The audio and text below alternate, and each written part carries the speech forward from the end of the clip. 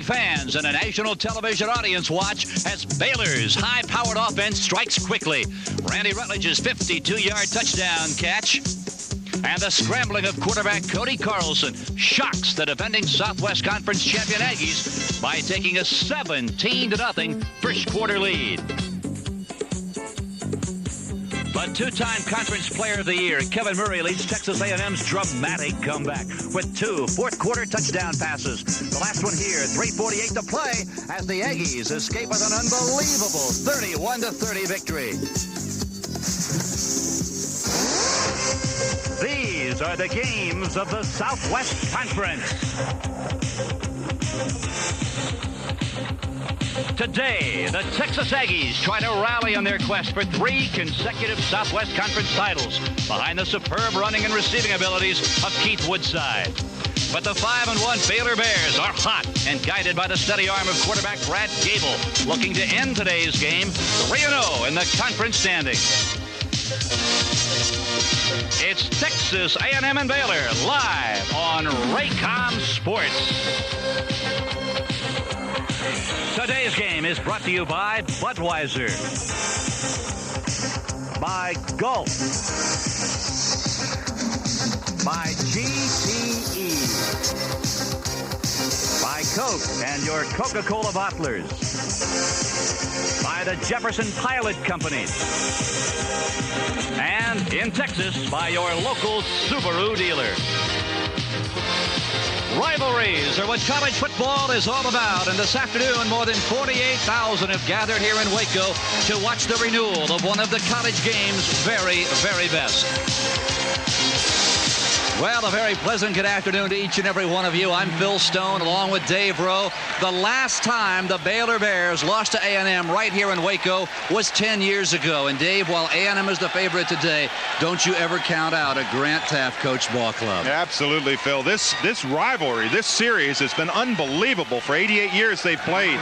They call it the Battle of the Brazos River, and it is a battle. The last 6 years, this game has been decided by 3 points or less each game. You know, for the Aggies to stay on the hunt for their 3rd consecutive conference title, they quite simply have got to find a way to win, and that is going to be a tall order when your quarterback spot, Dave, is fraught with inconsistency. A lot of inconsistency. They have 3 quarterbacks, Stump, Pavlis, and Richardson. Now, Stump is more the running quarterback. Pavlis is the passer, but we may see a lot of Bucky Richardson. He's got a 10-yard per carry average. We may see a lot of him today. They know they have to run the ball. Well, for the Baylor Bears, here's a team that lost 17 starters a year ago. What a surprise. They've got a freshman quarterback as their trigger man, and oh, what a job he's doing. Well, he certainly has. Brad Gable has really been the heart and soul of this team. I think no one is more surprised than Grant Taft. He said 3 weeks ago, he said, I've got 2 freshmen. I'm trying to make 1 sophomore. And that man is his sophomore. Well, a year ago, this was the game that ultimately decided who would go to the Cotton Bowl. And you can believe both Jackie Sherrill and Grant Taft know what is at stake, as a rivalry which began back in 1899 is just moments away from yet another renewal. These days, people talk a lot about truth in labeling. At Budweiser, we started our own truth in labeling program over 100 years ago. And what was true 100 years ago is still true today.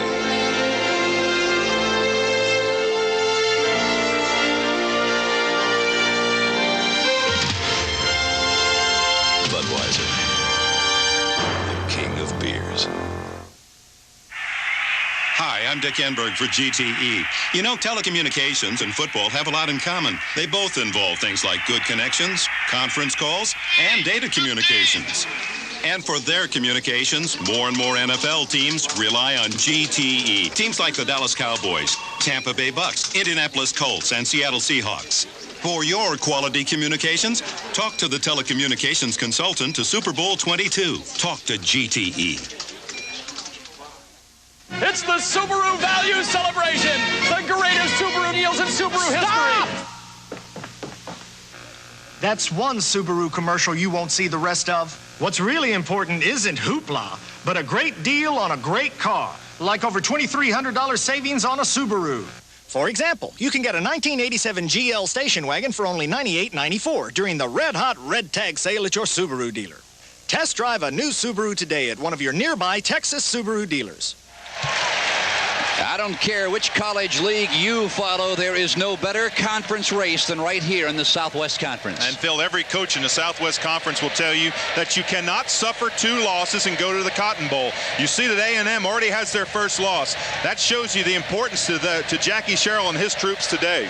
Grant Taff in his 16th year here on the banks of the Brazos, and he knows he is now heading into the meat and potatoes time. Absolutely. He calls it the murderer's row, and it really is that. That's when you play all your conference foes. He's warmed up against other teams outside the conference, and now they're into the meat of their schedule. And, of course, Jackie Sherrill, he lost 12 starters a year ago, but, Dave, you don't become the 12th winningest active coach in Division I football by crying about the guys you lost. No, he's not crying about them. He's ready to play, but I was really surprised at how tight he was before the game. He was really tight down on the field. We're set to go. The capacity crowd here at Baylor Stadium is on its feet as Mark Meller lets it fly, kicking into a very, very stiff wind. Ball coming up short, taken at the 17-yard line by Rod Harris. He's across the 30, out near the 34, and down he goes. A 16-yard return for Rod Harris, and the Aggies with the football out near the 34-yard line. And it is the freshman, Bucky Richardson, who will start for the Aggies. We had talked to Jackie Sherrill less than an hour ago, and even he wasn't certain who he would start. First down. Option around the left side. Richardson out across the midfield stripe, and out of bounds he goes. Mike Welch, the free safety, ran him out after a gain of 15 yards. And boy, what a game he had a week ago against Houston. He really did. That was the only thing that they really had going against Houston. You see the offense there. You can see Bucky Richardson, just a freshman now, Phil. It's going to be interesting to watch his development. I'm sure Jackie Sherrill is hoping for the same results as Grant Taff got from Gable. Now look at that offensive line, anchored by Lewis Cheeks and Mike Pappas on the left side. Give to the tailback. It is Jaron Lewis, another freshman out of Carter High School in Dallas. And stopped by the left end, Reggie Howard. Now look at Baylor's defensive line. It's a good one, and they know they are going to be pressured all day long. But where they really have to excel today, Dave, will be at the linebacking spots. Yes, they do. They have got to have good play out of James Francis and Gary Hayes. Hayes is the one that roams the middle. He has got to step up and stop the inside running game. And the defensive backfield, very, very young. Pitch going upside. It's the freshman. Oh, is Lewis hit hard? Gary Hayes, the inside linebacker with his helmet in his chest. And he played that play perfectly. We talked about him slide. Now watch this. Lateral pursuit. Don't cross your legs over. Slide along the line. Watch when he accelerates in there. What a great hit. Helmet right on the numbers. Perfect tackle. That's the way they touch it, Penn State. Oh, boy, that is I'll tell you, that gives me chills just watching it. And there's the man who stuck his helmet right in the chest of Darren Lewis. It is third down and 3 from the 44. Option left side. Richardson for the first down and more. Mike Welch, the sophomore free safety. He's the leading tackler on the Baylor Bears. 57 hits after a gain of 7. And Phil, if you want to play defense in this league, you have got to be able to play the option. Look at those rushes from him. That's unbelievable. That's 10 yards a carry. He got a lot of that last week and really brought them out of that Houston game. They had quite a game, and Jackie Sherrill knew that his hopes they run on running the ball. They have got to be able to control this football game with the run. First down. Aggies moving the football. It's Lewis. And again, following Pappas and Cheeks. A gain of 3 for the freshman out of Dallas, Texas. And Phil, as we watch him go back to the huddle, that matchup between Lewis Cheeks, number 79, and Keith Rose is going to be a whale of a matchup. Now, there's the inside backer sliding along the line. You can see the Cheeks coming in there. He's 79. He's against Keith Rose. You can see the pile. Baylor has got to get a lot of people to the ball today. They have to have 5 and 6 people on every tackle.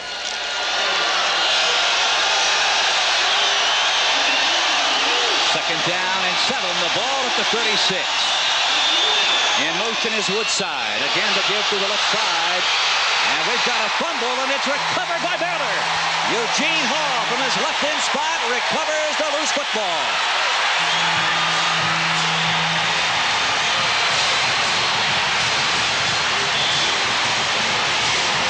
And Billy never got the handoff. This is a counter action. Watch Woodside slide to the left.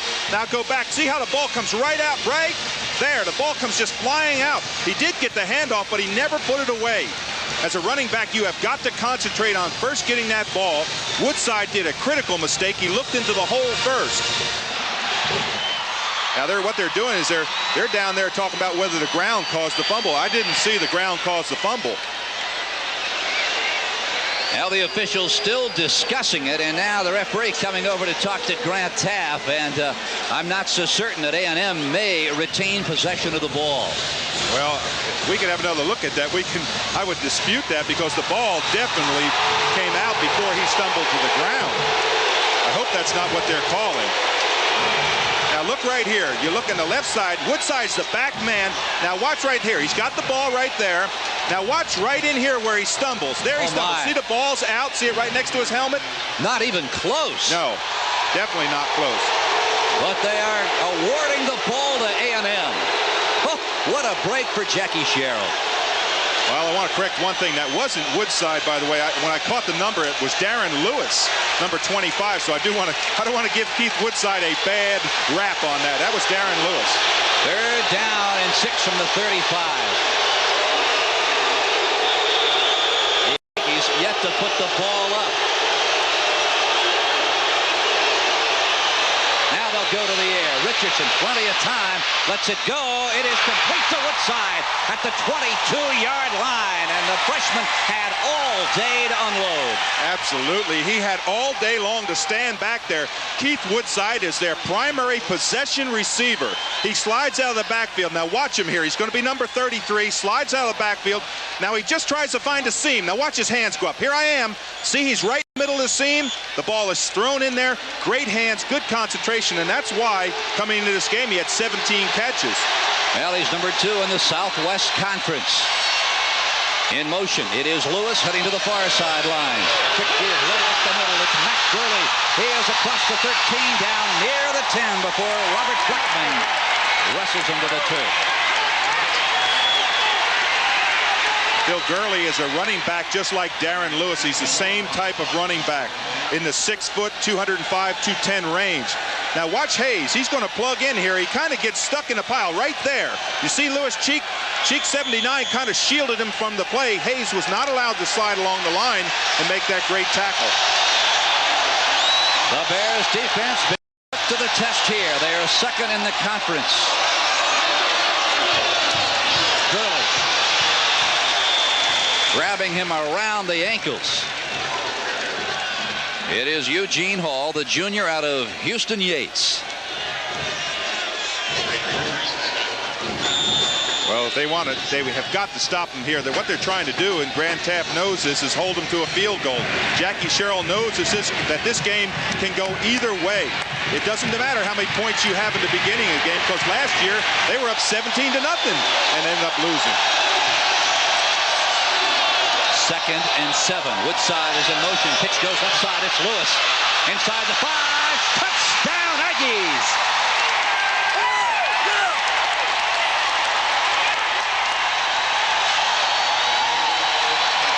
What a great block by Matt Gurley that time. Wow, he came off the line and really did an excellent job. You can see right now that the Aggies are celebrating. The Aggies draw first blood, and Scott Slater is on to attempt the extra point. He has converted 10 of 11 on the year. From the hold of Craig Stump, and Slater drills it. And with 10 minutes and 57 seconds to play, now the kick was no good.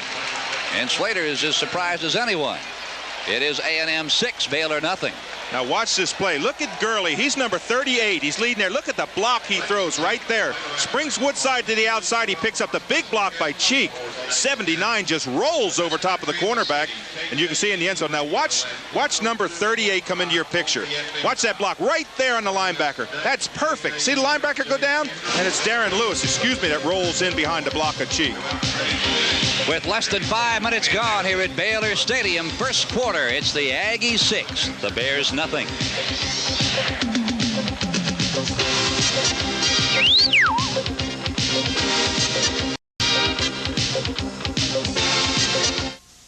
Weekends, days off, don't want to work no more.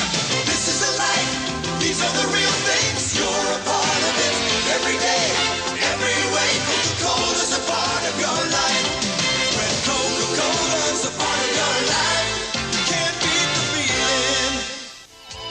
Win a trip to Honolulu's Hula Bowl and stay at the beautiful Ala Moana Hotel. Enter the Coca-Cola Southwest Conference Superfan Sweepstakes at your neighborhood Kroger store or participating supermarket. It's designed to go from 0 to 60 in 6 seconds and designed to reach maximum power at 4,000 RPM. But a tiny speck of dirt in the intake system can reduce these numbers dramatically. Gulf Super Unleaded with Techroline is designed to clean entire intake systems. No other premium cleans better. Gulf Super Unleaded. Unlock the power.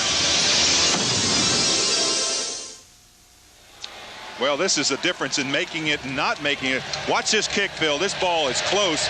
It goes over the outside edge right there. Now, the referee is looking right straight up the post, and he just calls it no good. It was awfully close. Slater with the wind to his back, lets it fly. It is Jackie Ball near the goal line, out across the 15, but will not get across the 20 by much. A 21-yard return before James Marcus brings him down. And for the first time this afternoon, we will take a look at Brad Gable, the freshman out of Cuero High School. And what a job he has done.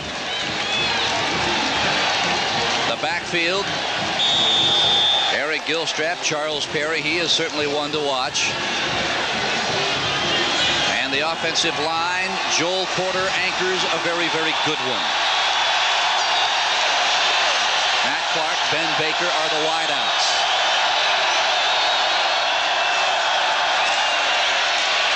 Gable looking. It is tipped at the line of scrimmage and came very, very close to being picked off by Chet Brooks. The defensive line, Broom, O'Brien, and Leon Cole. Last week, there were times when O'Brien was the only down lineman against Houston. The linebackers, oh boy, the Sack brothers, John Roper and Aaron Wallace. And the defensive backfield of Chet Brooks, Gary Jones, Alex Morris, and Kip Corrington, a very good foursome.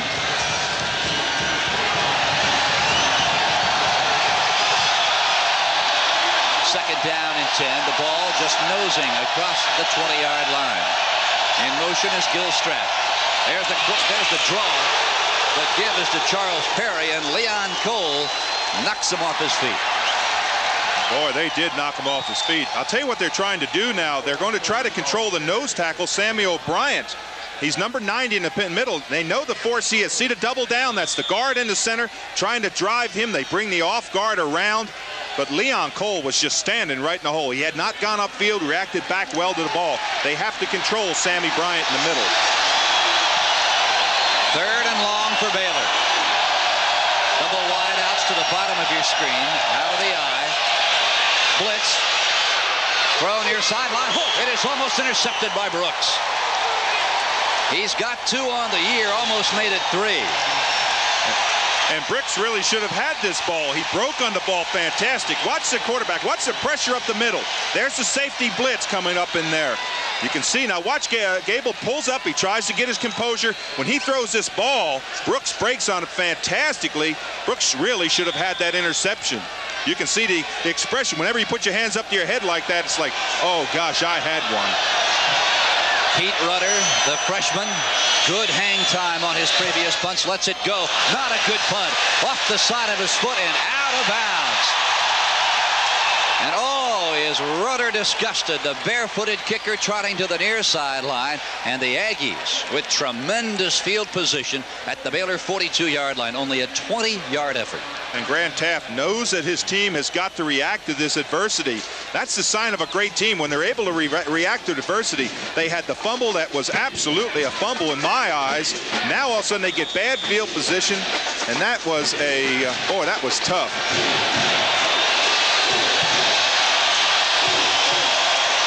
First down, A&M at the 42.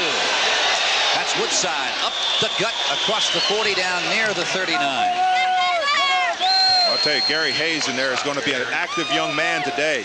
He's again 55. Now watch, he has to step up on this play, kind of hold it, see him shuffle the feet. Good stick in there. He's stopping a load there because Keith Woodside is about 5'11", right at 200 pounds, and he's got a real run at him.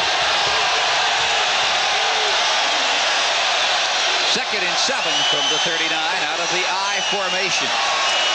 Give to the tailback. It's Woodside, and he doesn't get much.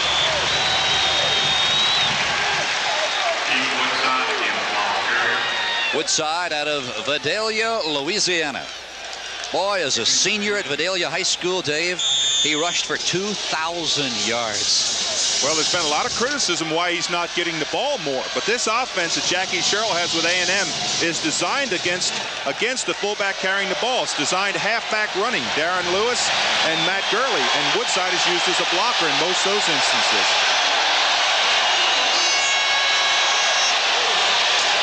Play action. Richardson in trouble. Uh-oh.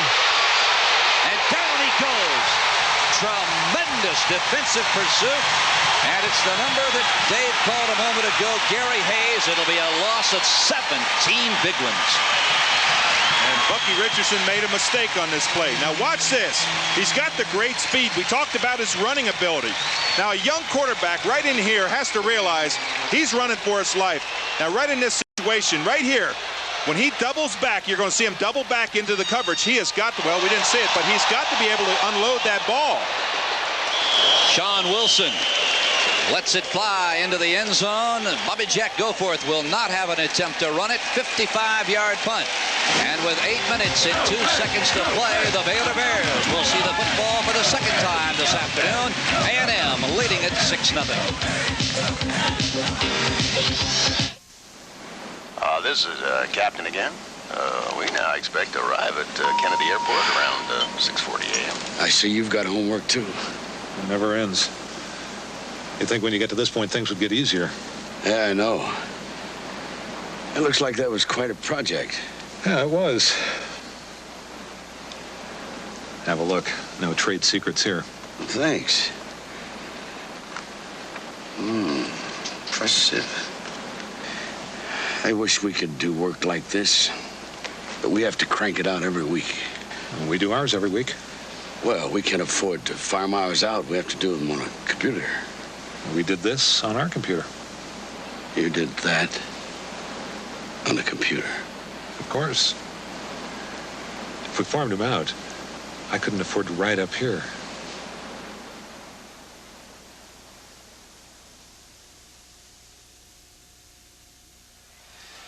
This season, make your best play by entering to win one of 7 Apple Macintosh Plus computers. Visit a participating Apple dealer for your hands-on demonstration and sign up to catch a winner. An Apple Macintosh Plus computer. We think it will be your most valuable player. And thus far in this ball game, the officials have been A&M's most valuable player. Aggies leading 6-0. Baylor with the football at their 20-yard line. Give coming near side. It is Perry. He crosses the 25 and knocked off his feet there by Alex Morris. And Phil, I think we've heard now that what they are ruling officially on that fumble is what they call the inadvertent whistle, where one referee blows a whistle too soon. That had to be blown awfully soon because that was a continuation of the play. He wasn't even down. There was no chance. It truly was a fumble. I mean, there's no other way to look at it. It was a fumble. Yeah, there's a look at the officiating crew, Southwest Conference, with an elite group of college football officials. Going right over the top is Eric Gilstrap, and he didn't make it to the summit. Boy, what a job done by Leon Cole and Adam Bob. Well, that's what you call stuff in the middle. That time I looked down there were 9 or 10 bodies in there for A&M. Stuff in the middle. Boy, I'll tell you, I can tell you what a thrill that is when you get that tackle straight up like Gary Hayes did on that first series, and just like Adam Bob did, just stepping up in the hole. 3rd and 4 from the 26-yard line. 6:52 to play. First period. A&M leading the Baylor Bears 6-0. Gable over the top. Knocked up in the air by Alex Morris. Intended for Darnell Chase. And I'm already impressed with the way that A&M is breaking on the ball. They are doing a great job. You sit back there as a safety and as cornerbacks and you play your man. But when they yell ball, you look back to that quarterback and try to read his eyes. And A&M is doing a great job of breaking when the ball is thrown. Runner a moment ago, a 20-yard punt. Oh, look at this hang time. Rod Harris waiting for it. He's got it at the 26. Good kick coverage. A flag is down. Darren Franklin made the tackle, a 48-yard effort. And I believe it's going to be against A&M.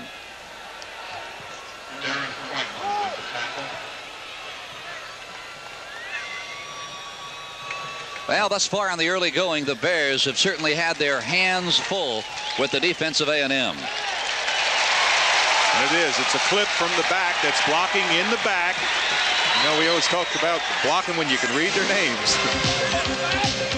Jackie Sherrill looks on. You'd never guess he has a 6-0 lead with 6:31 to play. And period number 1 will return to Baylor Stadium in a moment. The totally new Buick Regal. There's nothing like it on the American road.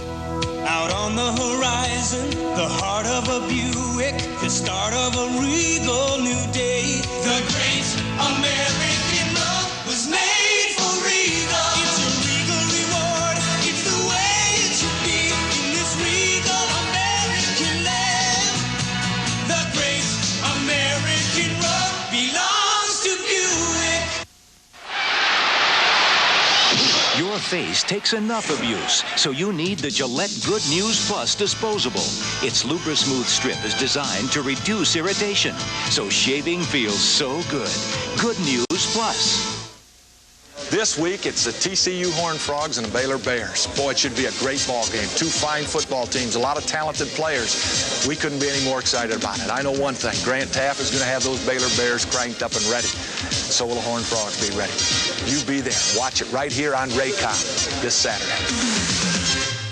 Well, the Horned Frogs will bring the 3rd best offense in the Southwest Conference into Baylor Stadium a week from today. But right now, the Bears have their hands full with Jackie Sherrill's Aggies. Richardson rolling left. Freshman looking downfield. Throws too far. Incomplete, intended for Rod Harris.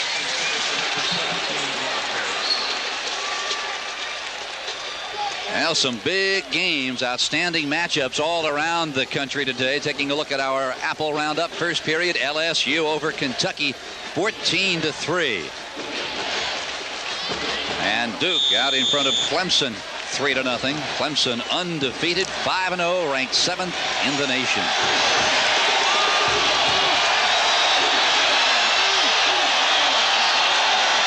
Second down and 10. Near side. Well, look at the freshman scamper. He's out across the 25 near the 26. He's got a first down before Greg Eppinger tripped him up. And Phil, we're seeing what Bucky Richardson does best, and that's foot speed. When he comes through the hole, watch how fast his feet move when he sees the seam. Now he reads the block there. He sees right there the kick out. Now watch how quick his feet go. Boom, boom, boom, boom, boom. See the foot speed get right back down. Nice pickup by that youngster. 6 minutes, 6 seconds to play in the first period. Bill Stone with Dave Rowe. We're at Baylor Stadium, where A&M is out in front of the Bears, 6-0. Darren Lewis trying the right side behind Tony Bartley and Jerry Fontenot. On the stop for Baylor, Gary Hayes and Greg Eppinger. This is one of those games where you say make the quarterback pass, because Richardson did not have the greatest of statistics last week. He was 3 of 11 for only 31 yards, but he killed him with his running ability. So Baylor wants to force the A&M Aggies to get into a passing game, because they don't think that he can stay with Baylor's passing game of Gable. Well, the Aggies have called timeout with 5 minutes and 30 seconds to play. You're absolutely right, Dave. Grant Taft would love for A&M to put the ball in the air for one simple reason. Jackie Sherrill's offense is really not geared to putting the ball in the air consistently, and conversely, the Baylor Bears #1 in the conference against the pass. Absolutely. If A&M is going to win, they've got to control the ball for long drives, the 60 and 70-yard drives. Control it on the ground, eat up the clock. They are not a great come-from-behind team. That was evidenced a few weeks ago when they played Texas Tech and got down 17-0 in the first quarter. They were barely able to come back. They came back and tied, ended up losing the game, but they're not a come-from-behind team. He knows they have to dominate and control the line of scrimmage. He told me before the game, that's where the game is won, up front. He knows it. I was surprised. That man right there, Jackie Sherrill, visiting with us pregame an hour before a kickoff, said that he fully expected the Baylor Bears to try and run some more. I disagreed with him. Oh, I did too. I couldn't believe he said that, because with Gable and the arm and success he's had, I looked for Gable to do a lot of passing for Baylor today, so it did surprise me too. We're set to go. The Aggies with the football. 2nd and 9. Ball spotted on the 28-yard line. Tremendous pursuit by Gary Joe Kinney. Strong side linebacker out of North High School in Mesquite. Looked as if that play was going to be some sort of a freshman bootleg. That's what it was designed to do, and you always have backside containment, and that's what that young man did on his job. That's his job. Backside containment. Don't let anything come back around there. 3rd down and 18. Obvious passing situation for A&M. Question is, will they put it up this deep in their own territory? They do not throw the ball well. No, they will not. The give is to Melvin Collins, a junior fullback. He is swept to the artificial turf by Mike Welch. And the Aggies are going to have to punt it away. Well, that time we've got a pulling guard. Fontenot, number 67. Watch, he has to get out, kick out the linebacker. That's what you call a trap. The running back cuts back inside, but that made Baylor happy, because they were expecting the pass, but it shows that they don't have a lot of confidence in their passing game on this Aggie team. What a punt by Sean Wilson. Fair catch. Bobby Jack Goforth at the 23-yard line. Man, oh man. Wilson gets his foot into a punt of 50 yards. You're looking right there at the son of former Kansas City Chiefs great Jarrell Wilson. Oh, boy, I remember that punter. You bet. He was a skier. Do you remember that? He came out of Montana State. Yes. He was a skier, came here to the United States from Denmark, I believe it was, came on a skiing scholarship and ended up becoming probably one of the most premier punters in the National Football League. He's got great bloodlines then. Ball spotted at the 24-yard line. Ben Baker, Matt Clark are the wide receivers. It is Clark to the top of your screen, out of the I formation. Option. Pitch to the only man down. And Charles Perry is hammered, and I mean hammered, by Alex Morris. Boy, I can hear the hitting up here in the booth, and we're probably 100 yards from the field. They really slide along the ball well. The one thing that Jackie Sherrill told me before the game, too, is that they just cannot compete with big men. They don't have those big defensive linemen up front. Oh, they're in the 260, 270 range, but most offensive linemen are bigger than them, so they have to make it up with speed. They have to be able to pursue the ball quickly.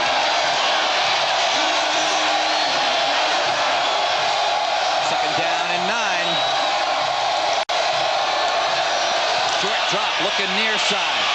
Gable now in trouble, letting it go deep. He's got a receiver.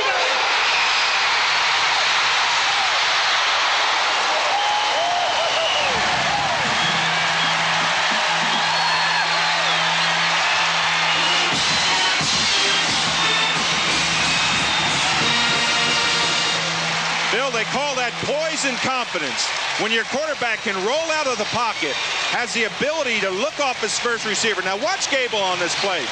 He looks out. His receiver's not open. He slides out here, poised, confidence, look downfield, pick up another receiver, and look at that strike right on the fingertips. Goforth is down the sideline. He stumbles a little bit here, but what a pickup by Bobby Jack Goforth.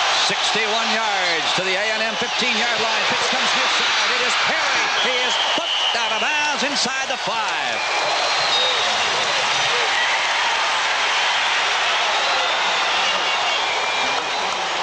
Well, I think we're seeing evidence of the Battle of the Brazos River, because this is a battle. Every time, every hit, bodies are flying everywhere. That time, Perry, he didn't just stumble. He got stuck, dove, came head first down on the turf.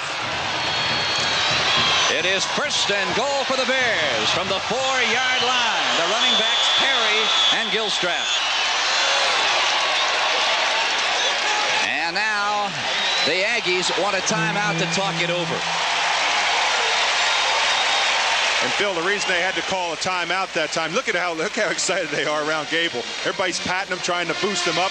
You know, it's interesting to note, first of all, they call him, he's a turkey farmer. His father's a turkey farmer from just down the road.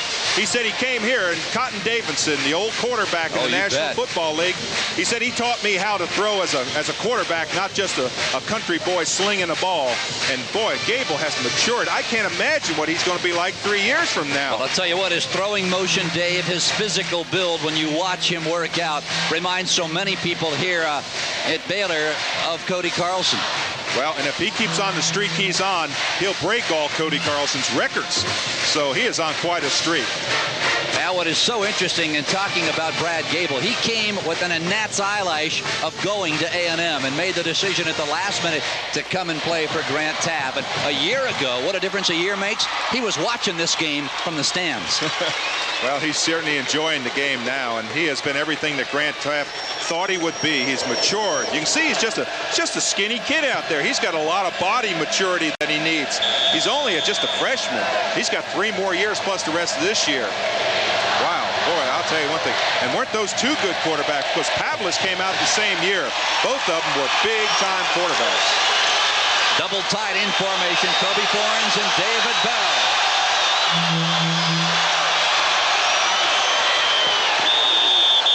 Gilstrap trying to follow Palmer and Joel Porter through the left side, but Leon Cole would not be budged.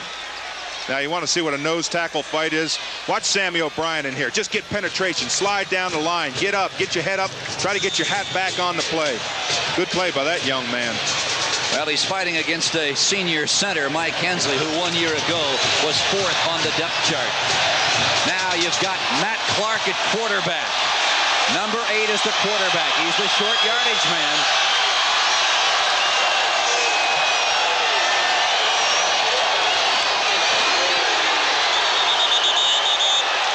Charles Perry, this time trying to follow Porter again through the left side.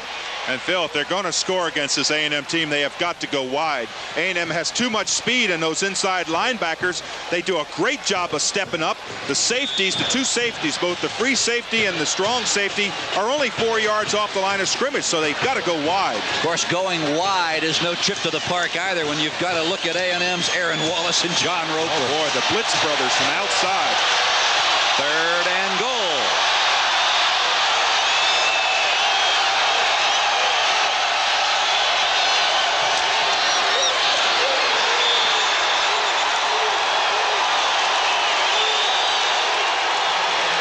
Charles Perry.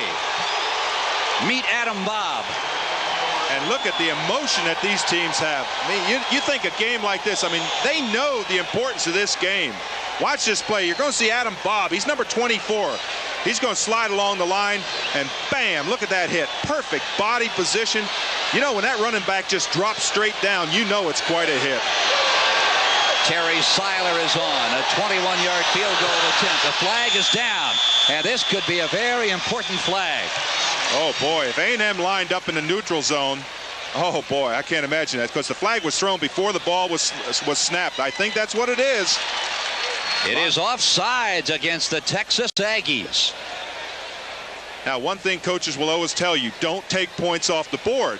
But this will be a half the distance to the goal. It'll put the ball on about the 2-yard line. That's the decision that Grant Taft is going to have to make after Joel Porter gets the instructions as to what the penalty will be. This early in the ball game, 59 seconds to play in the first period. You're only down 6-0. There's the offside call against A&M. They're going to decline it and keep those 3 points on the board. The point I was going to make, Dave, is what would Joe Paterno have done? Well, I would have kept the points because I've seen that very same thing happen, and it's 4th down. It's 2 yards to go. Keep the points, and Grant Taft, that's the decision he made.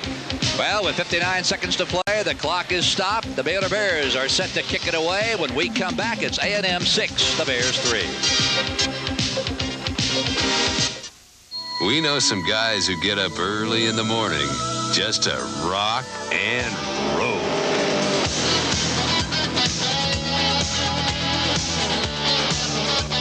Run.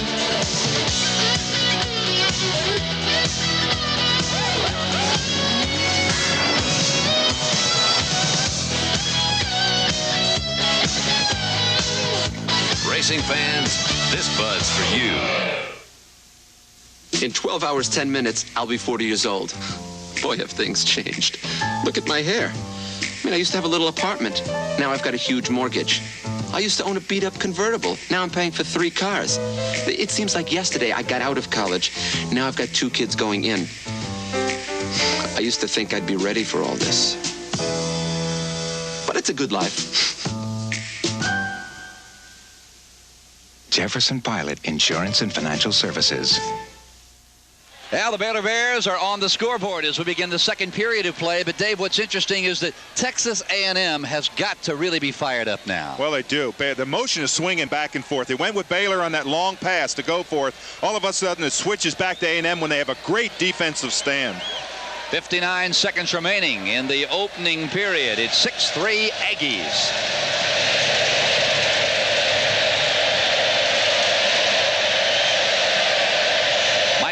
Kicking into a very, very stiff breeze.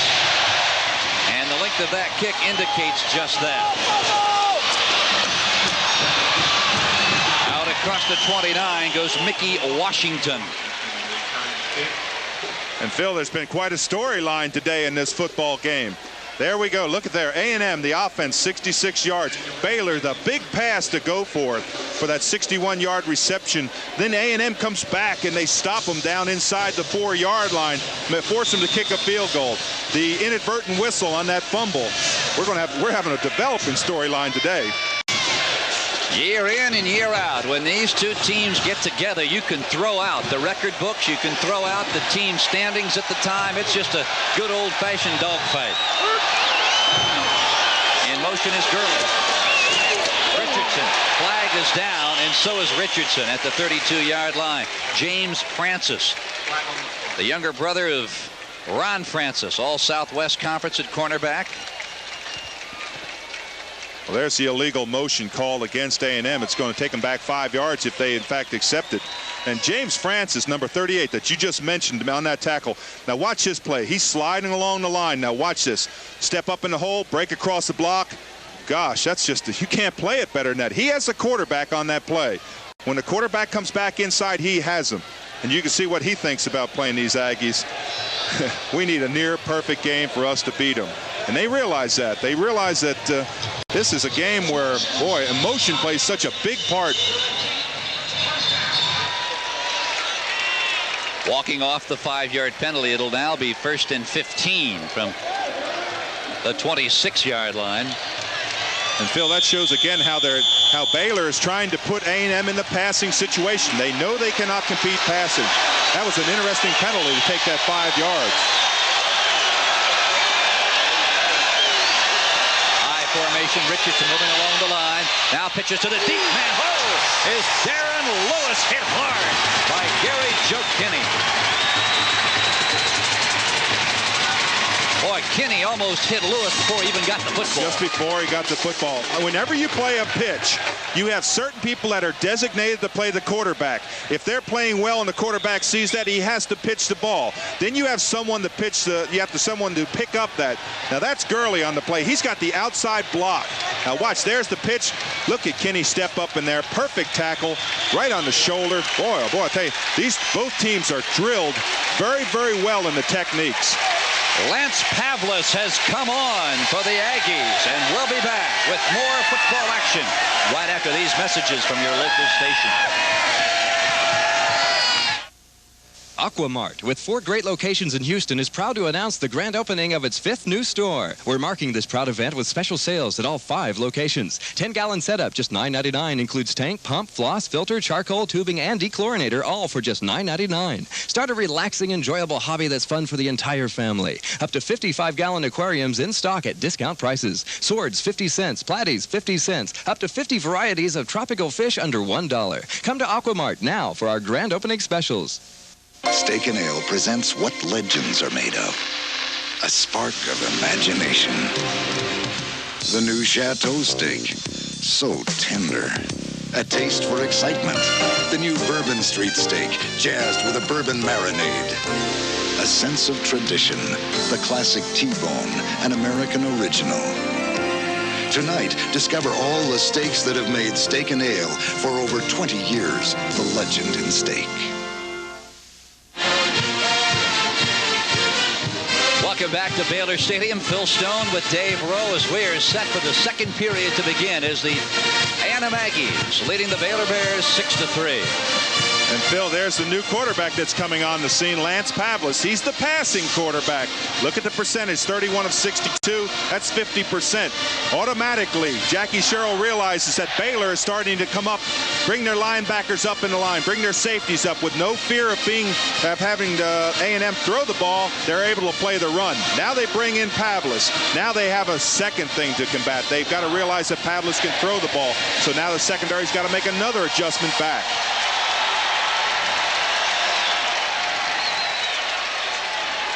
He, of course, is another freshman, just like young Mr. Bucky Richardson, I should say. Second period about to begin. And I believe the right guard of A&M, Jerry Fontenot, jumped out of his three-point stance, and that pulled everybody from Baylor across the neutral zone, and it's the Aggies walking backwards. Now you may be able to see Fontenot. He's 67 on this play. Maybe we have a picture of it. It's illegal motion. Now look, he's right there. He's the second one down on your screen. See right there? Well, actually, both of them jumped. Even the quarterback kind of squatted down there a little bit. And, you know, that's interesting. What happens is when you have a new quarterback come in, a lot of time you get a different cadence symbol. He just calls the numbers differently.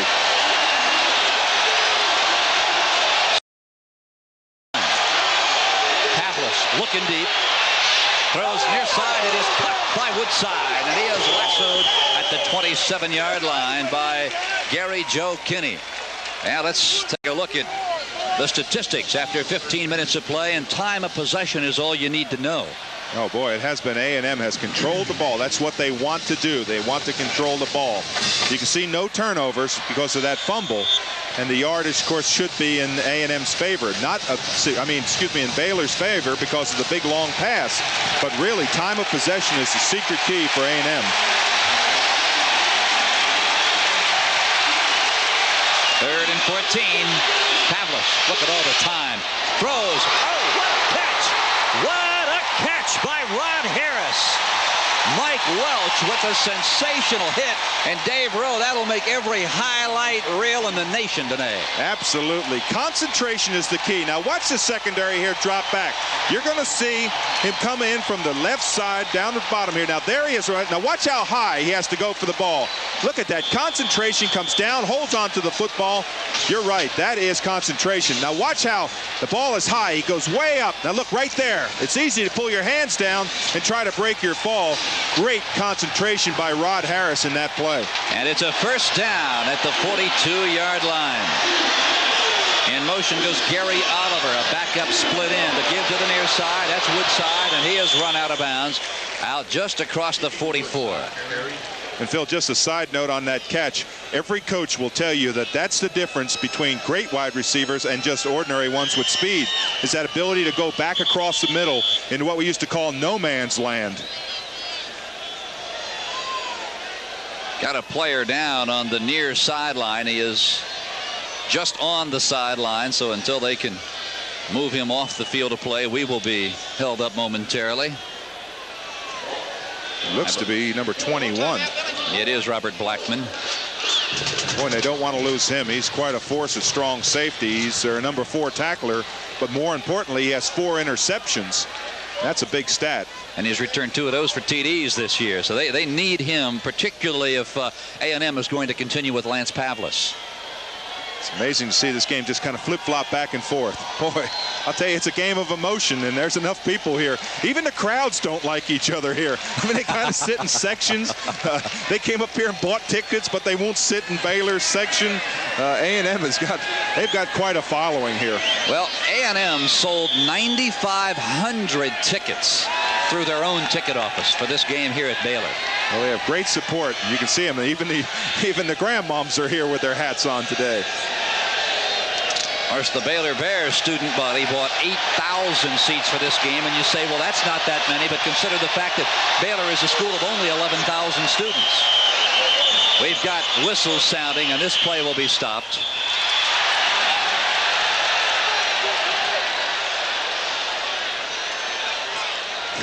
I watched that time when Pavlis rolled out. He heard the whistle. He just kept on rolling out, and he said, oh, heck, I'll give you something over there, Baylor. And he threw it right to the defensive back. I mean, just like defensive back was wide open.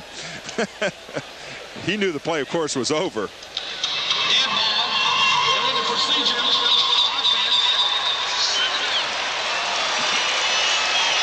Now watch this right here. He knows the play's over. Look, I'm just going to throw it to the defensive back. He was wide open. Why not try it? Well, he threw it to a pretty good one in Ray Crockett. Oh, yes, he did. Of course, he's their number 5 tackler, and he says intensity is a real key for us. And Ray Crockett is a very intense cornerback. A&M 2nd and 13. They're trying to throw against the top-rated pass defense in the conference. And again, whistles sound, and I believe it is going to be the 4th penalty against the Aggies since Pavlis has come on. Well, they just can't seem to get this play going right. Pavlis comes in with a different snap count. He calls the plays different, and they're marching it back off again. Well, Dave, you hit the nail right on the head when you said that's exactly what Grant Taft wants to do. They want to force the A&M Aggies into throwing the football. Really, they do. They know they've got good secondary coverage. They have a young secondary, but they have a good secondary back there, and they know they can play. That was one of the weak parts of Baylor going into this early season. They've got 3 sophomores back there and a junior, but they have played extraordinarily well. Pitch far side. That's Lewis. Tries to turn it upfield, gets through the first wave, fights his way out across the 45 near the 46. Tremendous cut out near the 40-yard line before Kenny and Crockett knock him down. Well, I'll tell you, this is a great cut. Watch number 25, Darren Lewis. Now watch the cut. You can see Baylor, they're all running. Now look, there's nothing there. All of a sudden, great cut. Watch this, get those feet back on the ground. He stumbles a little bit here. Gets his, oh boy, that was a great cut to be able to be going full speed towards the sideline, plant and cut back against the grain. Tell you what, if Phil and Steve Mayer see that, they'll have him up on the slopes this winter. 3rd down and 6 from the 46. Pavlis looking, lets it go, and overthrows the tight end, Sylvester Morgan. Boy, and Morgan, I thought he had a legitimate claim right there. I thought Morgan was interfered with. Jackie Sherrill probably thinks the same thing. When Morgan came off the ball, and they're going quick on 4th down here. Now watch, here they make the punt switch. Now watch Baylor. They're not going to switch anybody. They're going to call timeout. They're trying to get the timeout called. Grant Taft was 10 yards out on the playing field trying to get the attention of his defense, and he finally did it. What you do on that play is you try to run your punt team in real fast, draw the penalty. If you draw the penalty, it's an offsides. Jackie Sherrill, and really, Grant Taft did not fall for it. 12:44 to play in the first half. This game has been everything we thought it would be.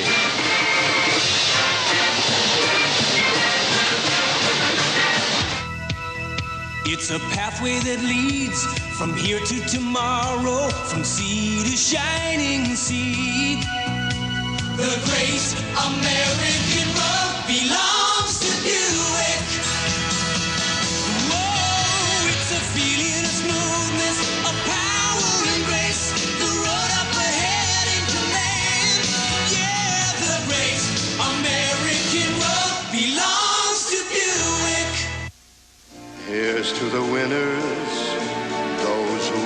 mountains.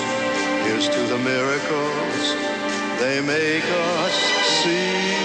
Holiday Inn welcomes you, the people who know that winning at life is working hard at it and living it fully day after day.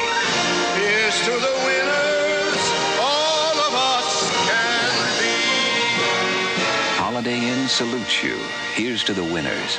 We're on your way. Penalties have been a problem all year long for the Aggies. Still with over 12 minutes to play in the second quarter. They have been whistled 6 times on a very, very poor punt by Sean Wilson. But it takes an Aggie roll. Oh, take a look at this. Down at the 4-yard line. And boy, Sean Wilson is taking a deep breath right now. Oh, gosh. You know, sometimes I'd rather be lucky than be good. And that was an unbelievable. That punt is going to go in the record books as a 50-yard punt. Look at Jackie Sherrill. Puts his hand on his head and says, hey, that was a great roll. I'll bet that ball out of the 50 yards it traveled probably rolled 35. Did you catch the hang time on that? Well, there wasn't any hang time because the thing barely cleared his offensive line. They're saying in our truck that it was a 2.5-second hang time. That's not very long. From the I formation, Gable looking left side, throws over the middle. It is caught by Ben Baker.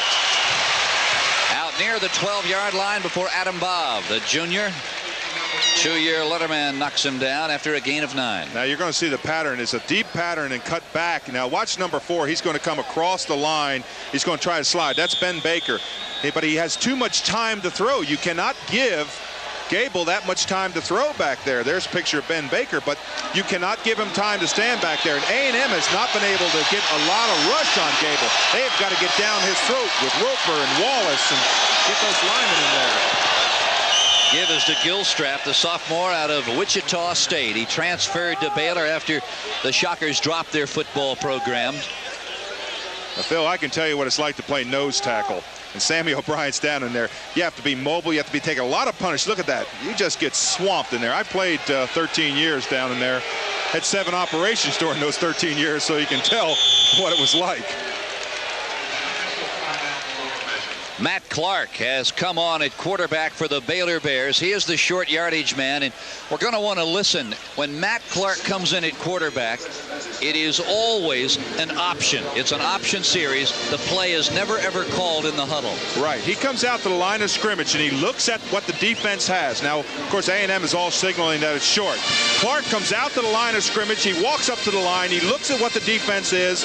Then all of a sudden, he goes ahead, and he starts to make the call. You can hear him along the line. He'll yell out like red 38 trap, red 38 trap, and it is going to be red 38 trap. So the defense has a little bit of an edge in that they know what the play is.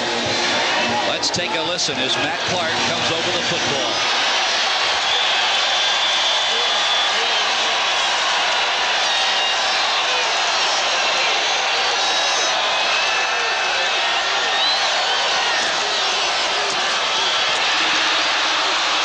First down, Charles Perry. And there you saw exactly what we spoke of. Clark came up, read the defense, as Dave mentioned, called the play, and it's a first down. And what he called that time, if I could hear it right, it sounded like blue 39. That's 3 back through the 9 hole. Blue 39. And that was the results of the play. It was an 8-yard pickup and a first down. But you can hear the play. If you knew the numbering system along the line, you could almost react into the hole. Comes out of the ball game. Gable is back in at quarterback, and in motion goes Gilstrap. First down. Perry pursued by Landrum and run out of bounds. He'll pick up a couple. Now, as we said a few moments ago, some big games around America. Undefeated LSU out in front of Kentucky in the second period, 14-6. It's Maryland over Wake Forest. Wake Forest undefeated, 5-0. That's a real surprise in the ACC. And look at that one, Georgia Tech and, of course, Auburn. That's a real battle also. Clemson 5-0 coming in against Duke, and it's the Blue Devils out in front. Boy, that would be a surprise if that holds up there. 14-0 Florida over Temple. We've got a fumble, and it's recovered by A&M. Eric Gilstrap lost the handle, and Tim Landrum, the junior outside linebacker, came up with it. Well, you talk about losing the handle. He got stuck in the hole. Now, it's going to be to the right of your screen. Watch this. Bam! You can see the safety coming up in there. There's the ball, just comes out. You say he lost the handle. I think he may have gotten the handle knocked off his suitcase. Wow, that was quite a hit in the hole. You can just see the intensity that these players play with. They know how important this is. It's almost like it's bragging rights of the Brazos River or something. First down, Aggies. On the 28-yard line, the pitch is to Darren Lewis, and he's inside the 15-yard line and run out by Mike Welch. I couldn't believe what Lewis did that time. It looked like he dribbled the ball going down there. I know it's getting close to basketball season, but watch Darren Lewis on this play. When he breaks through the hole, he loses the handle, as you said, right there, bounces it down one time, picks it up in stride, and picks up another 7 or 8 yards. A gain of 14 to the Bears' 14-yard line, 1st and 10.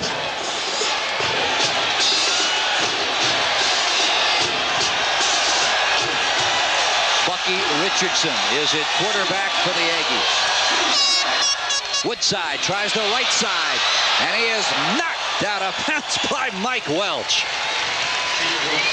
A gain of 4 for Keith Woodside. Bill, when you play strong safety like Mike Welch, he is a very intense player. He broke his hand in a Missouri game, had a cast on it.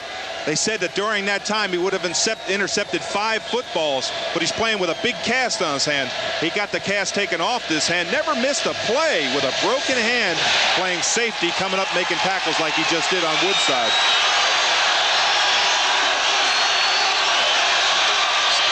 Lewis cuts it inside to the 7-yard line and hit hard down near the 5. Eugene Hall and Gary Hayes combined on the tackle, and well, I'll tell you, Lewis was flying towards the goal line. He really was. You have to run with reckless abandon. You just have to throw all caution to the wind. Lewis, we saw that great cut he made earlier. Now there's another cut, and look at the hit he takes there. That's Gary Hayes, 55, who comes in there, and it looks like it's going to be about 3rd down and 1. Now A&M may elect to waste a down on this. It'd be a perfect opportunity to throw a pass and have probably their first successful one of the day. 3rd down and 2 from the 6-yard line. They're not going to make it. The Bears have held them up. Matt Gurley, the fullback, he's the short yardage guy for Jackie Sherrill. Boy, you can see the sticks. That's all he had to make on the play. Now watch, there's Hayes coming into the pile. They get a hole right there, but really what happened that time is Gurley just kind of ran inside a little bit. If he had had the foresight to go outside a little wider, there was a hole there. You can see there's going to be the measurement. You talk about a game of inches. This is truly a game of inches. Well, I didn't think he got close, but the official spot gives A&M a 1st down. 1st and goal now from the Baylor 4-yard line. Bill Stone with Dave Rowe as we come to you live from Baylor Stadium in Waco, Texas. A sellout.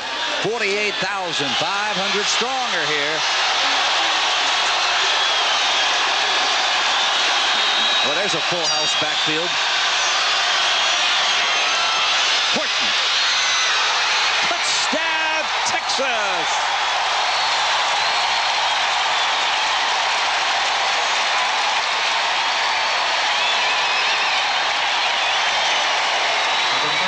Bill, in this situation, I'd probably go for 2. You know, they missed that first extra point. It was so big. An extra point right here, if they kick it, just doesn't mean very much. They should go for 2 in this situation. Well, Scott Slater has not come on for the Aggies. Coming into the ball game is Lance Pavlis. And they are doing exactly, Dave, as you suggest. They're going for 2. Pavlis at quarterback. Gurley and Woodside are his running backs. In motion, Oliver. Pavlis rolling right, throws.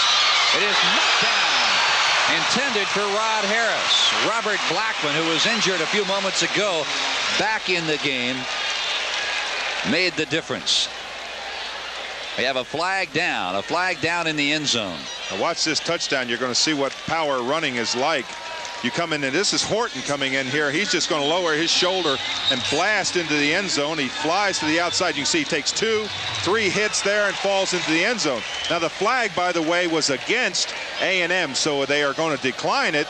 It's for offensive. This is the offensive interference here by one of the running backs. Obviously pushed off, shoved off. And you can see the flash right there. Harris just gets a flash in front of him. He just doesn't look the ball in. That's quite a contrast to the first one when he had the great concentration, made that great catch. Clock stopped with 8 minutes 32 seconds to play in the first half here from Baylor Stadium. And what a ball game this has been. The Texas Aggies out in front of Grant Taft's Baylor Bears 12-3.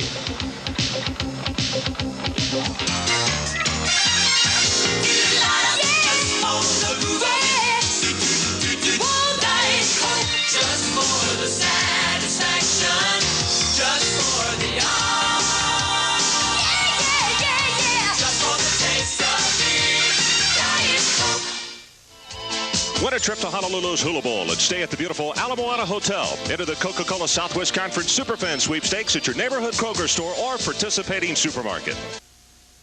It's the Subaru Value Celebration, the greatest Subaru deals in Subaru history. That's one Subaru commercial you won't see the rest of. What's really important isn't hoopla, but a great deal on a great car, like over $2,300 savings on a Subaru. For example, you can get a 1987 GL station wagon for only $98.94 during the red-hot red tag sale at your Subaru dealer. Test drive a new Subaru today at one of your nearby Texas Subaru dealers. This week's winner in the Coca-Cola Southwest Conference Superfan Sweepstakes is Mr. Richard DeLeon from Houston. He is the winner of a trip for 2 to the Cotton Bowl. You could win a trip to the Cotton Bowl or the grand prize, a trip to the Hula Bowl on Delta Airlines. Enter at your nearby Kroger store or participating supermarkets. Scott Slater with his hand in the air awaiting the whistle to kick it away. And back deep for the Bears is Jackie Ball and Steve Martin. Martin to the lower left of your screen. Officials discussing something right out at the 35-yard line. Now they're set to go.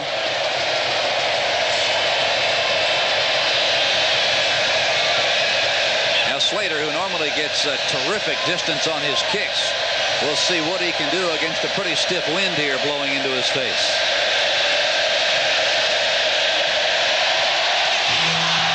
High and way short, way short. Fair catch called at the 27-yard line, and every flag in the state of Texas hits the turf. And what a play. That is probably the top play I've seen in a long while. It's a short kick. It's Kobe Fortner. Now, he is the tight end. Now, watch him. Wade's fair catch. He knows he's going to be under a lot of pressure. There he's got the catch. You can see it catches the coverage team by surprise. They're thinking, that is a great play. I want to tell you, Phil, for a quarterback, for a receiver on this play to call fair catch and then take the shot that he did. Gosh, that's a heads-up play. William Thomas making a big mistake for the Aggies. Well, I just can't tell you how important that is for him to call fair catch. If he doesn't call fair catch, he's going to get his bell rung and have perhaps a chance of fumbling it. As it is, they bring the ball up 15 yards, and look at the field position that Baylor has. Well, Kobe Fornes, he's a senior, and Jackie Sherrill was telling us before the game that he's one of those elder statesmen that Grant Taft has. Fornes is 23 years old.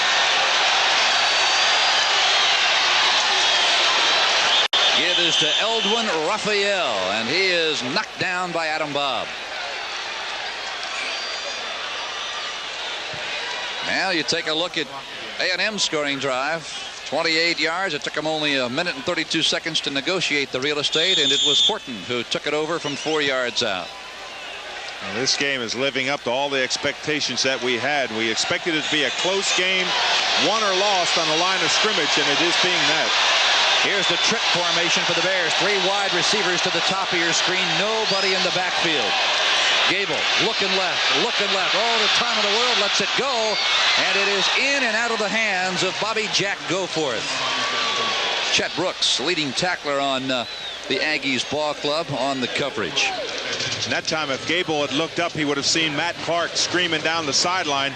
And Clark looked for a minute like he broke deep. Gable chose the shorter wide receiver, but he had Matt Clark way downfield. Now, of course, there are coaches up here in the press box. They may signal that down, say, hey, go for the same formation. Hope you get the same coverage and the same results. And look at Matt Clark. Again, it is a lonesome backfield. Nobody back there. Gable, and here comes the blitz.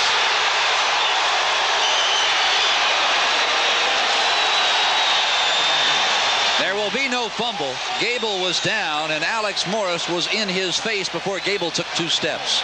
A loss of 8 for the Bears. Now look how fast they get the coverage on here. Gable's not even set up. There's the tackle in the back.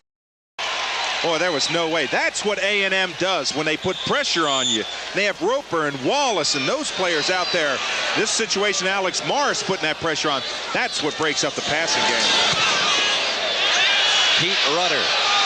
Good punt taken at the 17 by Harris. Runs into his own player. And oh, his legs cut out from under him. A 47-yard punt. Kobe Fornes gets there first and just takes Harris's legs right out from under him. And Phil, on that last play, I saw Guy Broom go to the sideline with a twisted ankle. We may have to watch that. He's their great defensive end for this Texas A&M team. They're over on the sideline. Looks like they're taping up his ankle on the far sideline. That could be a pivotal player. 7:06 to play here in the first half. A&M out in front of the Bears 12-3. And now you take a look at the man Dave spoke of a moment ago, Guy Broom. That ankle has to support 275 pounds of Guy Broom. Pavlis throws. It is intercepted by the Bears.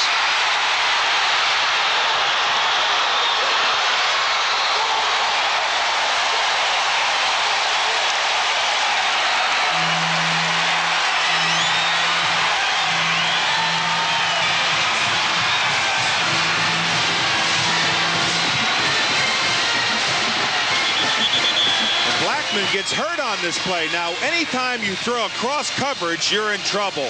You can see there that he throws a cross coverage, gives Blackman a chance to turn inside.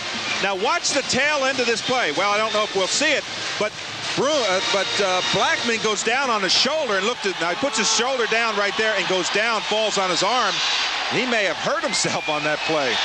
A 26-yard return for Robert Blackman, and he appears to be hurt. It looks perhaps a left knee.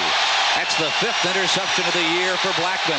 More importantly, the Bears with a terrific scoring opportunity here. Eldwin Raphael, the freshman out of Eisenhower High School in Lawton, Oklahoma, and he is tackled by Terry Price.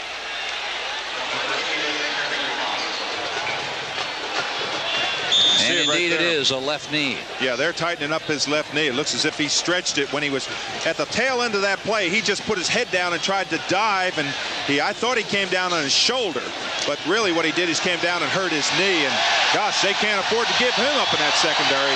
Bobby Jack Goforth is one-on-one at the top of your screen. Gable give right up the gut, and again it is Eldwin Raphael.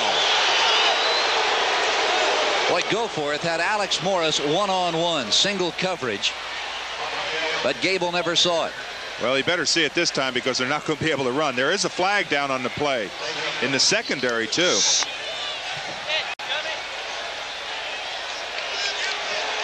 Oh, boy, that hurts. That's a clip going against Baylor on that play. It's going to take them way out of field range. That's a foolish play on that play. They called that on this sideline, so it had to be away from the play. We might be able to get a picture of that. Now watch right here. You may see it. Now look at this. This wide receiver, he's not in the play. Now look right there. Oh, boy. And you can see the flag come in. That's inexcusable.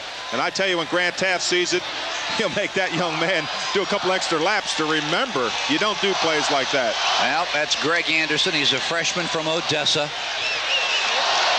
That's just a foolish play. That's almost inexcusable. That's what gives coaches ulcers. It was totally away from the play. And really, let me say this in defense of him, and his exuberance to get a block. You know, that's quite a coup for a young wide receiver to get a good block. He was just trying, but he made a mistake. On the 27-yard line, it is second down and 20, Baylor. 5:57 to play in the first half. Gable looking deep, wants to go deep. He is looking. Darnell Chase cannot get to it. Adam Bobb, good coverage. You said there was good coverage, and there really is. They're playing a deep zone. So you're going to see him just drop off the line. Now, see right there's the zone.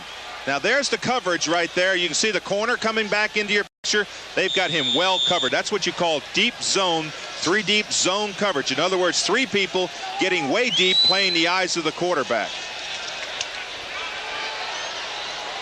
Flanker Ben Baker has gone into the ball game.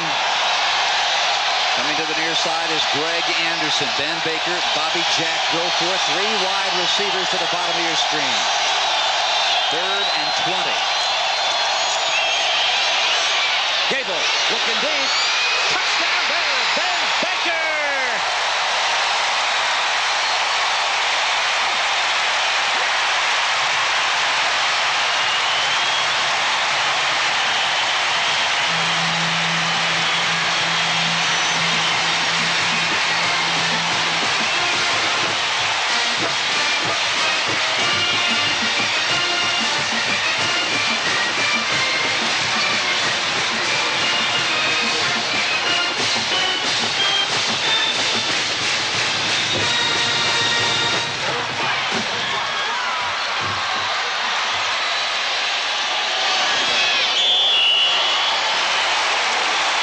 Extra point is good, and for Ben Baker, that's only the 2nd time he has found the end zone in 4 years here at Baylor, Dave. Well, this is a great pass by Gable. Gable said, Cotton Davidson, the coach here, taught me how to put touch on the football. You couldn't have better touch on the ball that time. He laid it up. Now watch the receiver at the bottom of your screen. Watch right there. You're going to see now Baker breaks open. Look at this ball. Look how high it is. Baker's looking back. The defender is not looking back. He's trying to play Baker's eyes. That's what you call a touch pass. Excellent job by the young Brad Gable. Now the Bears are finally on the board. It comes with 5:43 to play in the first half. The touchdown strike. And we'll be back with more from Baylor Stadium in a moment.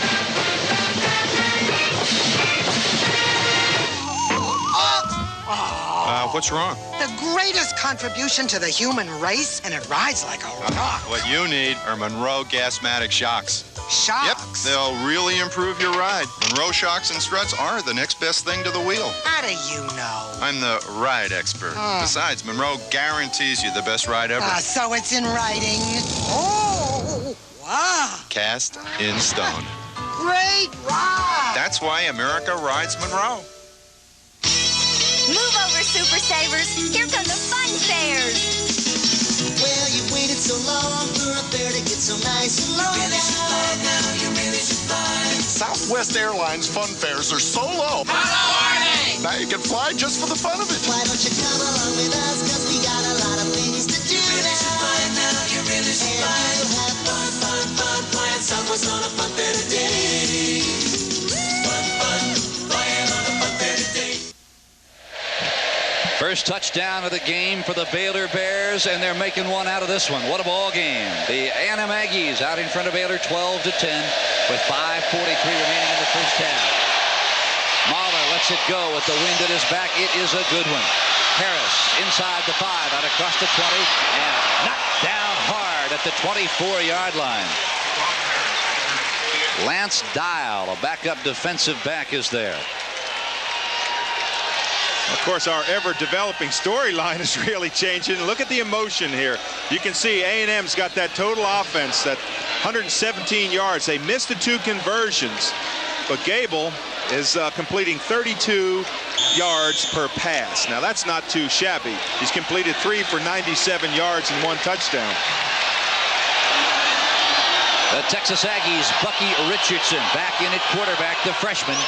Starts left, rolls right on the option, across the 29, near the 30, and look out. Robert Blackman, who has limped off this field twice today, limps back on and knocks the freshman down. Well, that's the sign of a great backman. Look at Blackman there, number 21. You've got to put pain out of your mind when you play this game of football. He's limping back to the huddle, but I'll guarantee you when that ball snapped, he's playing full speed. And he's that type of player. You have to play with intensity. 2nd and 5. The ball nosing towards the 30-yard line.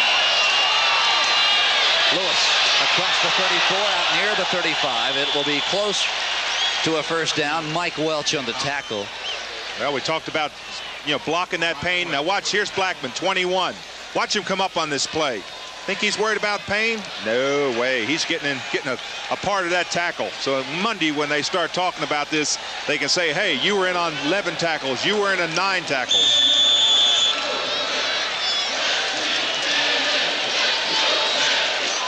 Yep, that's part of the game at the major college level, playing with pain.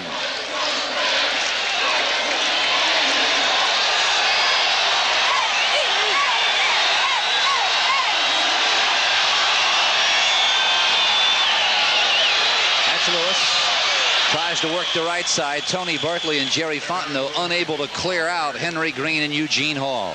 And Phil, let me say one thing about pain. First of all, when a player gets injured, what they do is both these teams and all teams have got great medical staff.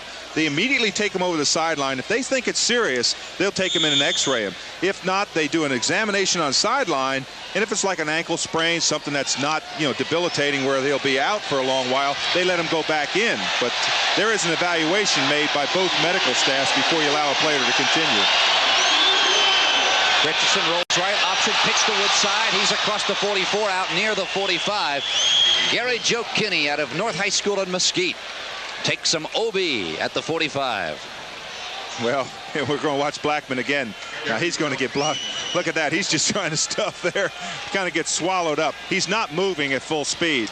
Now what a coach will have to do is a coach will have to say, hey, is my second line player at full speed better than Robert Blackman is at 3/4? And that's what Robert Blackman's situation is right now. Well, and the answer is the man who backs up Blackman is a freshman out of Corsicana named Daniel Morgan. Matt Gurley with the football, and he has the first down.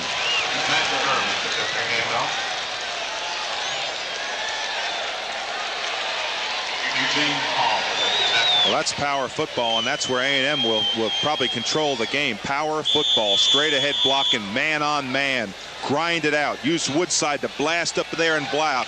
Give it to Gurley, give it to Darren Lewis. Control the ball. Let Stump run with the ball, or Richardson run with the ball.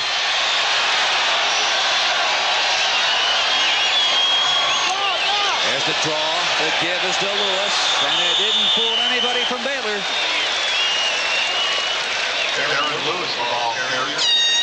Well, you talked at the outset of the telecast, Dave, about the fact that Grant Taft's team had lost 17 starters from a year ago, but I mentioned that to Jackie Sherrill down on the field today, and he said, wait a minute, hold it a second. This is not a young ball club by any stretch of the imagination. Well, they're young as far as class ranking, because they have a lot of freshmen and sophomores, but Jackie Sherrill did make mention of the fact I think they have 17 players over 22 years old. He said, I thought you got out when you were 21.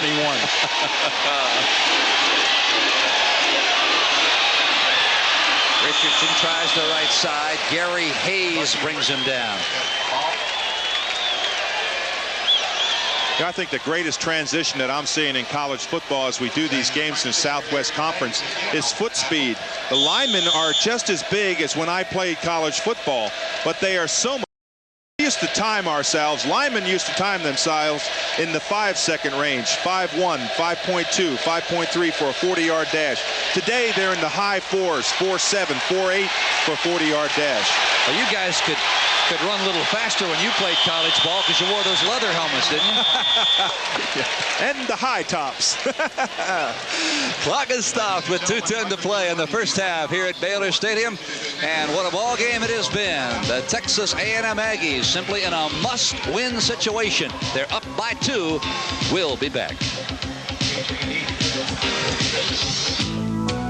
The totally new Buick Regal. There's nothing like it on the American road.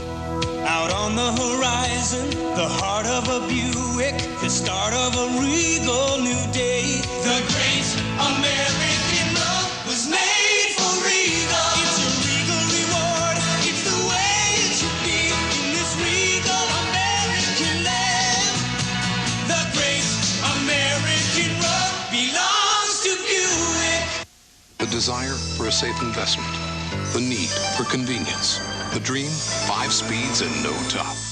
Whatever it is you want from a bank, we're committed to providing it. At First Republic Bank, we call it responsive banking. I wish we didn't have to wait on our banker when we've made our decision. Our response? First line of credit. Let you write yourself a loan whenever you need it. First Republic Bank. That's responsive banking. You know, Sparky Anderson of the Detroit Tigers has often said managers and coaches can't win football games for you, or baseball games. They can only lose them. I don't think that applies in college football. Well, I think you have to talk about development of players, and these two coaches develop players. The fact that you can bring a redshirt freshman in and you can develop him into your starting quarterback, or you can bring in a redshirt freshman and develop him into a running back, that's the real mark of a great program, and that's what development is all about. We're seeing two great quarterbacks, and they're both freshmen. Lance Pavlis is back in at quarterback for the Aggies, looking deep, and the pocket collapses.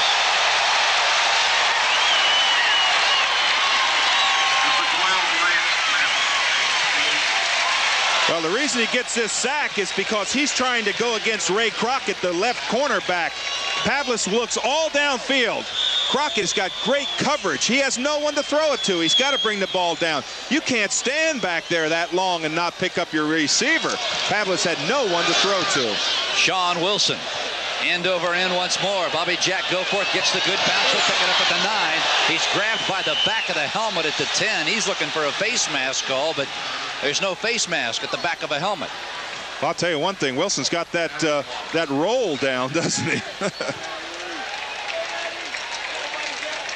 Accommodations arranged through Fairmont Hotels. Whether traveling to San Francisco, New Orleans, Dallas, or to their newest hotels in Chicago or San Jose, discover why American business is stepping up to Fairmont.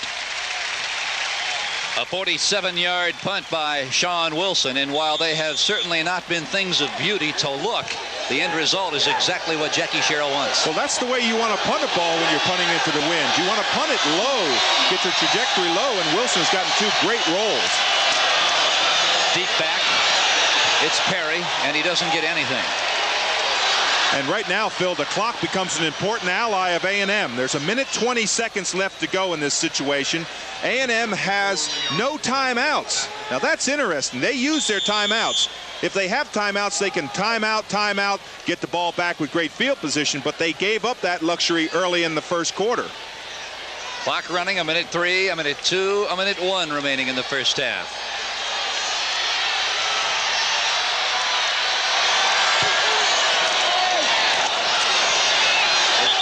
Again, this time through the right side, and the Aggies shut it down. The Bears quite obviously content to let this clock run out, trailing the Aggies by only 2. Yeah, and A&M cannot stop the clock. They're watching it tick down. They know if they had a timeout right here, they could utilize it right here, hold them, wait for the punt, and get great field position, but they just squandered away those timeouts early in the game. Ben Baker coming out of the ball game. Checking in is Darnell Chase, number 5. He's a wide receiver. Chase goes wide to the top of your screen. Matt Clark to the bottom. In motion is Eric Gilstrap on 3rd and a whole bunch. Perry. He takes Alex Morris on head on. He'll be short of the first down. 1 second, and we're out of time. Time has run out here at jam-packed Baylor Stadium. What a ball game it has been through the first 30 minutes of play.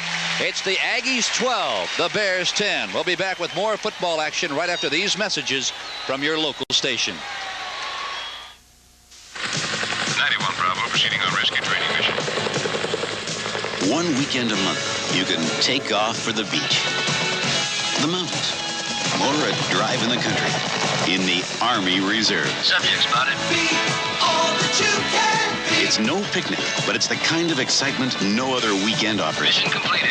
We're heading home. And you'll still have 3 weekends a month to take off on your own. Find your future in the Army Reserve.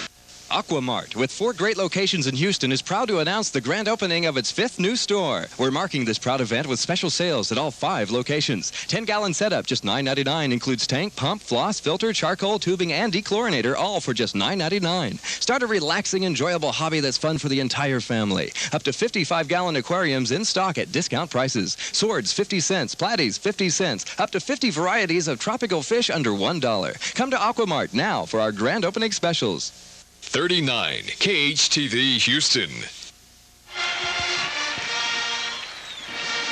48,500 have assembled here in Waco, and what a game it has been. Dave, we said at the outset of our telecast that it was going to be a situation where Baylor was going to have to get good play from Brad Gable. They've gotten it. They really have gotten good play from Gable. He has driven the ball well. I think this game has come down the first half so far to that inadvertent fumble, that whistle that blew and stopped that fumble, gave the ball back to A&M, and they drove in and scored, Phil. Well, speaking of A&M, let's take a trip to College Station, home of the Texas A&M Aggies. As the state's first public university, Texas A&M's long history of success prepares today's students to meet the challenges of tomorrow. A top research university with an internationally recognized faculty, Texas A&M encourages students to strive for academic excellence, distinguished past, dynamic perspectives, unlimited horizons. Texas A&M University, where tradition meets the future.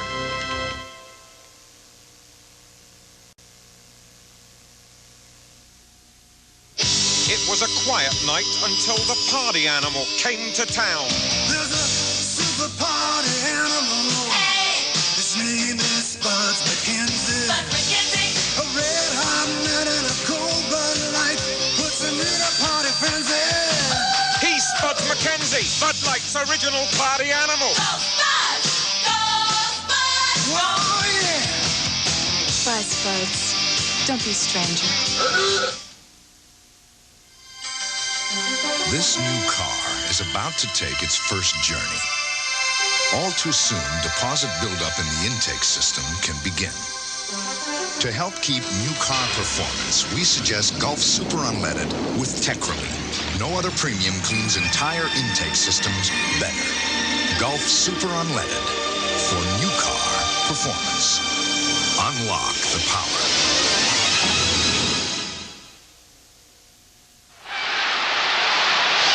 Your face takes enough abuse, so you need the Gillette Good News Plus disposable. Its Lubra-Smooth strip is designed to reduce irritation, so shaving feels so good.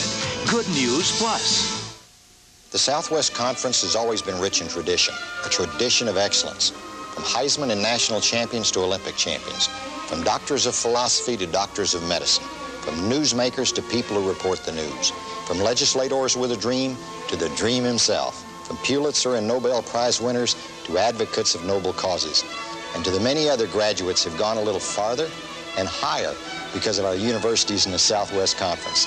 The Southwest Conference, a tradition of excellence. Welcome back to Baylor, everybody, where the Texas Aggies are out in front of the Baylor Bears by a count of 12-10 with still 30 minutes of football to play. But for just a moment, we have a visit from the head basketball coach here at the Baylor Bears, Gene Ivan. Gene, I know one reason you're here at this football game. You're watching one of your basketball players down there. James Francis is an awful good football player as well as a basketball player. He may be one of the very few I've ever been around that could actually play both. You've got 4 starters coming back from a team last year, Gene, that was number 2 in the Southwest Conference. You finished 2nd in your conference tournament, and you've got the conference's leading scorer coming back. You got to love that. Well, I got to say an awful lot of good things about those 4 kids that have drugged this basketball team as far as they have in 2 years, and I don't think enough can be said about them. How about this new arena? A brand new basketball facility going up right here in Waco, Texas, and I know you're looking forward to 88 and 89. Yeah, I go over there as often as I can. It's going to be a great facility. We think the best in this part of the country, and long overdue for a lot of people in Waco and this part of the state. Any predictions for 87, 88? Oh, I think that when you get by Arkansas, who's so awfully deep, there's about 5 teams that have a chance to win our conference, and depth plays an awful big part in it, and that's the big hole we've got to dig out of. And if we can do that, I think our basketball team's got a chance. Well, Gene, your third year is about to begin. Best of luck to you. Job well done last year. Thank you very much, Bill. Gene Iva, the head basketball coach of the Baylor Bears. Well, Legends of the Southwest Conference is being brought to you by the Jefferson Pilot Companies. Today, let's visit with former Texas Aggie star, Yale Larry. He was a product of Northside High School in Fort Worth, a young football player whose offensive and defensive talents earned him the recruiting attention of every school in the Southwest Conference and the Naval Academy. But it was Texas A&M which most interested Yale Larry. As a youngster, he had kept scrapbooks on the exploits of Aggie football greats. And the school's maroon and white colors were the same as those of his high school alma mater. What better reason to cast one's lot with A&M? And what good fortune for the Aggies. There were times, however, when Larry wondered if he'd made the right choice. Like most gifted high school running backs, he hoped to continue in that capacity in college. His true value, though, would be as a defensive back. I think basically everybody, all ball players, instinctively want to play offense to begin with. But then when you get to be a defensive player, well, there's a lot of thrills in playing defense. You get to where you really like to, you love contact or you'll be playing defense. And I love to hit, I like to tackle people, I like to try to intercept passes, and I like to return punts, kickoffs. And the more I did, the more I felt like I had a better chance of making the ball club, so I tried to do everything best I could. That he did, earning all-conference honors as a defensive back and All-America recognition for his kick return talents. And he had his days on offense. The only real good, and I guess exciting game I had as an offensive player, I scored 4 touchdowns against University of Arkansas the first half. And then I didn't get to start the next game. So Though there would be no conference titles for the Aggies during Larry's stay, there was a somewhat historic bowl appearance in his junior year. The one and only Presidential Cup Bowl in Washington, D.C. We played University of Georgia there after a 1950 season. And Bob Smith and myself were on the opening kickoff, and we were staying on the goal line. He received the kickoff and went for 100 yards for a touchdown open kickoff, and I just stood in Washington. Now a successful businessman living in Fort Worth, he can look back on 3 world championships as a member of the NFL Detroit Lions and all pro citations for his work as a defensive back. Those, he says, were good times, but there is little to compare with his days at A&M. I think A&M taught me just the tradition that they had down there to begin with. And you got to discipline yourself to be down there. At that time, as an all-boys school, naturally. And I guess just the camaraderie and the tradition and togetherness that we have. As a defensive back and a kick returner, Yale Larry has left a sizable mark in the history of the Southwest Conference. My mother always wanted me to be a success. Now I've got my own company. But I never realized how much it costs to take care of your people. Like retirement plans, disability. You know, medical coverage is a lot more than a couple of first aid kits and a part-time nurse. Then there's dental insurance. I have to take care of 32,000 teeth. Are you happy, Mom? Jefferson Pilot Insurance Financial Services. Manage. To handle or direct with skill. Rockwell International Management stimulates the work of its 120,000 employees, 1 in 6 a scientist or engineer. Their elegant solutions to customer needs make Rockwell a world leader. Rockwell International. Managing high technology for global markets. What do you think of Jensen's report? Looks terrific. I thought so, too. It's nice to see our computer system is finally earning its keep. I wish that were true. What do you mean? Marketing isn't using our system anymore. And how do they do this? They did it on their own system. The one they got a month ago. They put this together in a month? Well, not quite, Frank. They did it in a week. It's the Subaru Value Celebration!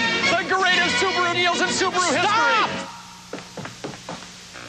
That's one Subaru commercial you won't see the rest of. What's really important isn't hoopla, but a great deal on a great car, like over $2,300 savings on a Subaru. For example, you can get a 1987 GL station wagon for only $98.94 during the red-hot red tag sale at your Subaru dealer. Test drive a new Subaru today at one of your nearby Texas Subaru dealers. Welcome back to Waco, Texas. We're at Baylor Stadium. We're at halftime. The Aggies out in front of Grant Taft's Bears by a count of 12-10. And I suppose that 12-10 count is reflective, Dave, of the simple fact that when you've got the number 1 and 2 best defensive teams in the conference, you can expect a low-scoring tilt. Well, I certainly did, Phil. I expected a low-scoring game. We do have two of the better defensive units. They react very quickly to the ball. It's hard to sustain drives. You can break a big play like Baylor did and get that momentum, but really the team that controls the line of scrimmage is the one that's going to win today. So far, A&M has really controlled the line of scrimmage better than Baylor, and that surprises me. Well, the Aggies came into this ball game knowing that in order to possibly bid for a third consecutive conference title, they have got to find a way to win.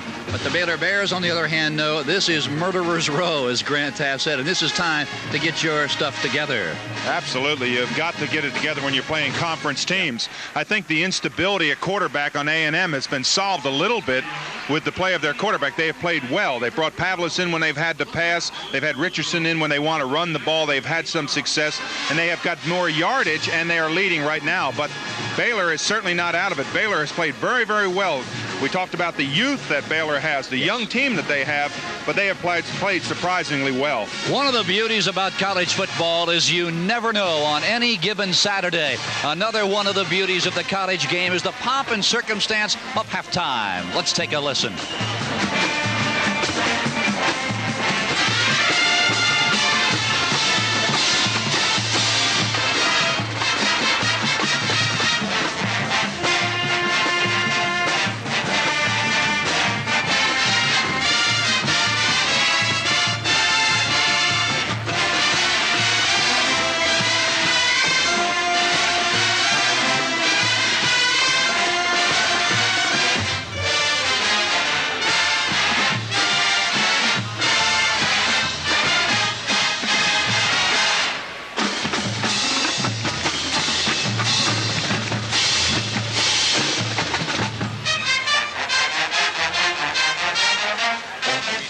Classroom Champion is presented by GTE.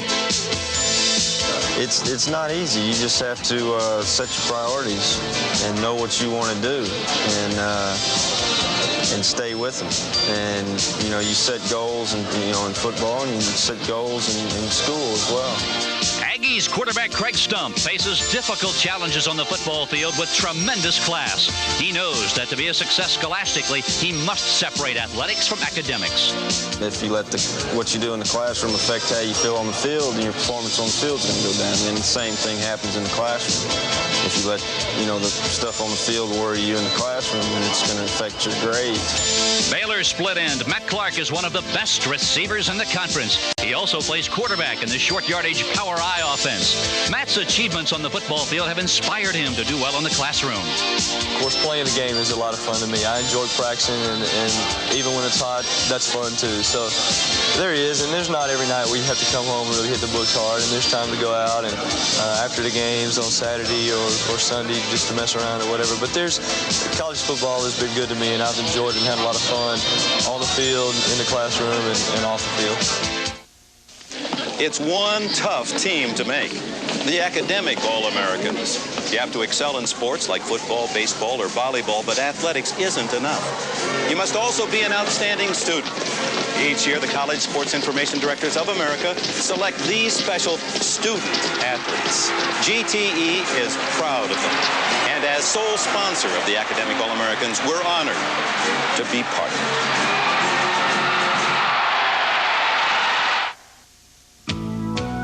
The totally new Buick Regal.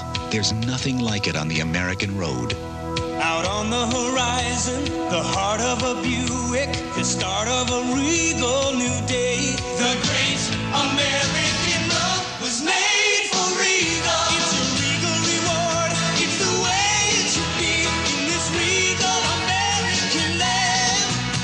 The great American road belongs to Buick.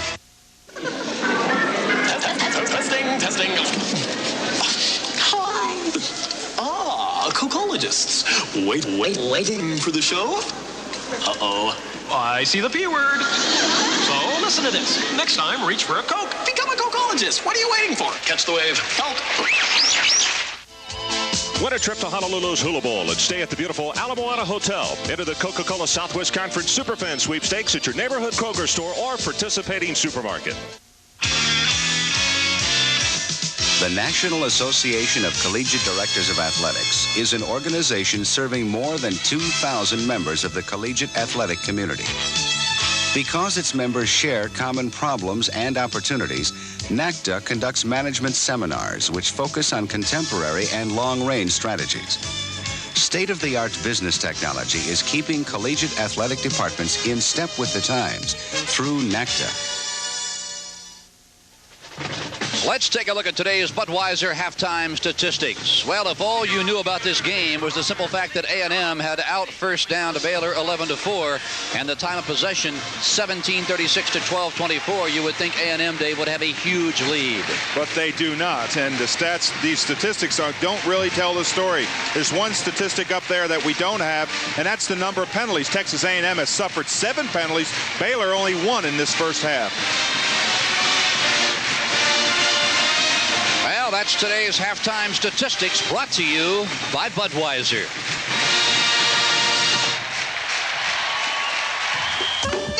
I did it! I did it! Did what? I just invented the wheel! Make a suggestion? Sure! Try these. What are they? Monroe Gasmatic Shocks. They'll give you the best ride ever. Guaranteed. Monroe Shocks and Struts are the next best thing to the wheel. Guaranteed? In riding, pal. Hey! Yeah! Great ride! Looks like we won't have to reinvent the wheel for another, million years. Hey! No wonder America rides Monroe! You know, the weirdest things happen to me, Elvira, Mistress of the Dark. I mean, here I am stocking up for Halloween. I got my steaks, got my ribs. Then when I ask the stock boy where the Coors Light is stacked, he points me to the Coors and Coors Light Halloween display, and I'm on it. Whoa, it was like deja vu. Whoa, it was like deja vu. Look for it where you buy beer. I shop here because they slash prices. There goes another one. Happy Halloween, darling. I wish we didn't have to wait on our banker when we've made our decision. Our response? First line of credit. Let you write yourself a loan whenever you need it. First Republic Bank. That's responsive banking. My desire is to find a safe investment for the savings of a lifetime. Our response? The High Yield Plus CD. Fully insured for your future with a bonus for you today. First Republic Bank. That's responsive banking.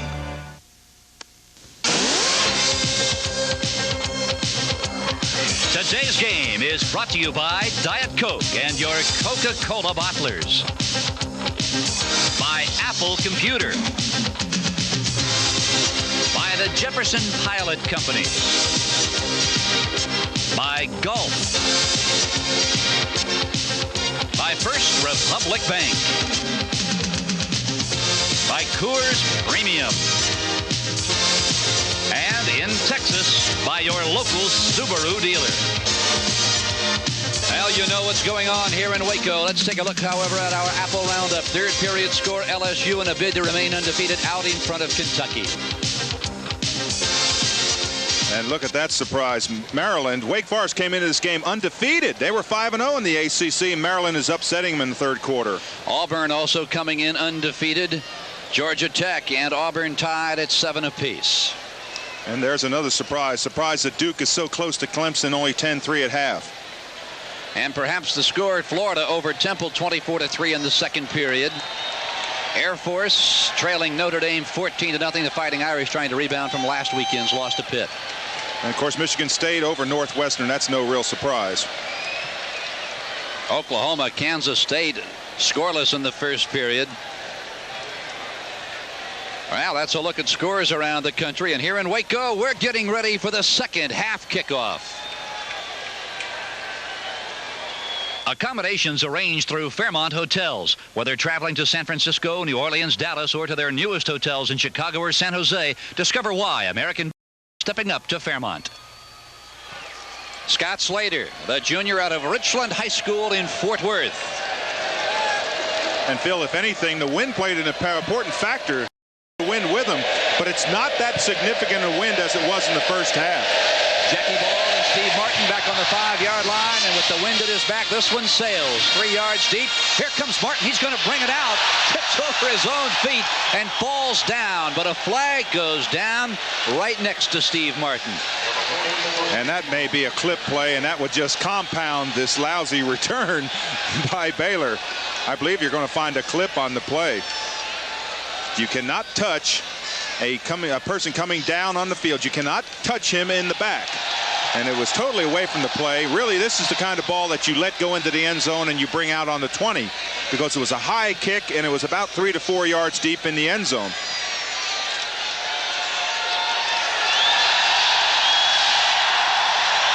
There's the clip, and it will move the ball back inside the 5-yard line.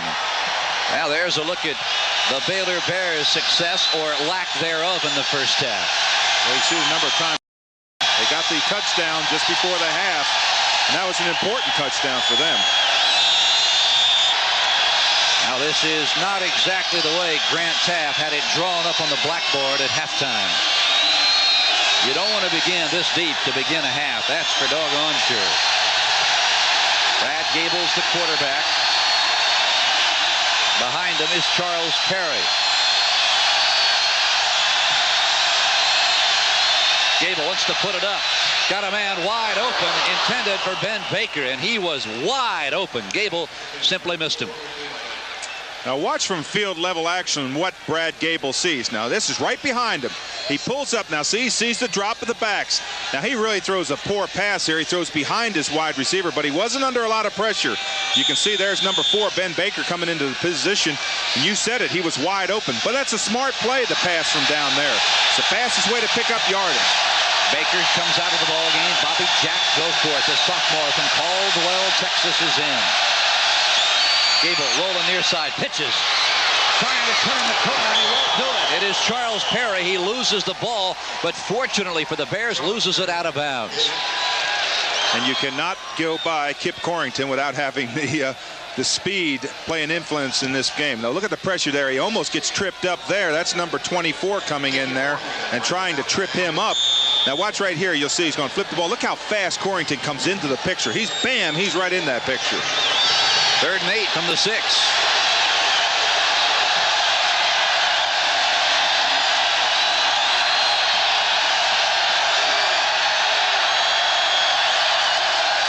Gable play action.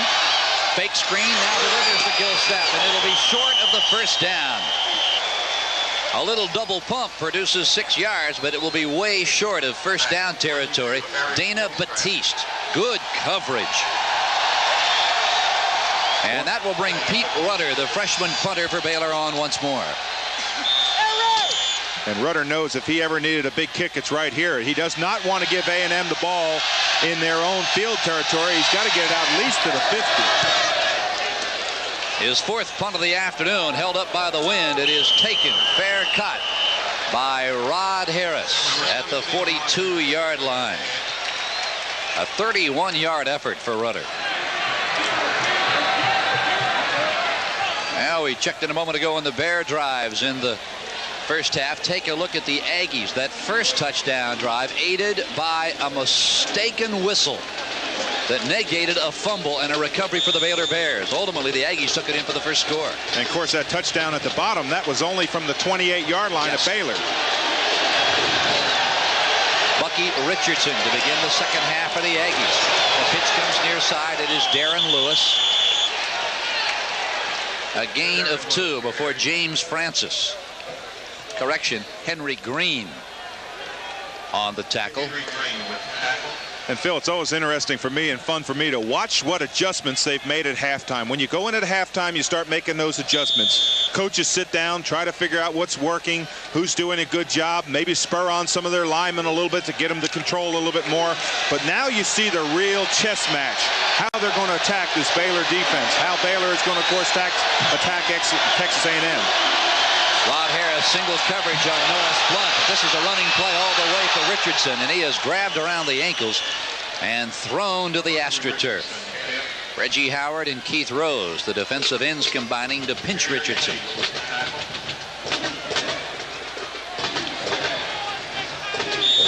Now Jackie Sherrill, shocked in Lubbock 2 weeks ago, already with one conference loss, can ill afford another. And you know, in that game, I talked to him about that game. He said, we got out of our defensive play. We didn't put any pressure on the quarterback. We didn't blitz, and that's not like me. Third and short. There's the pitch. Woodside's got it. And oh, does he have running room? Inside the 28-yard line, Mike Welch ran him down. And now this play works because he takes the flip all the way into the hole. Now watch Woodside. He has to play. You see how he drew number 56 up in there? That's the linebacker who's playing the quarterback.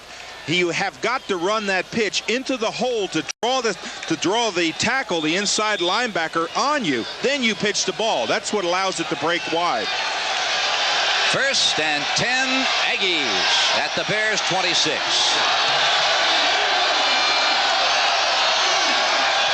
It is Gary Oliver.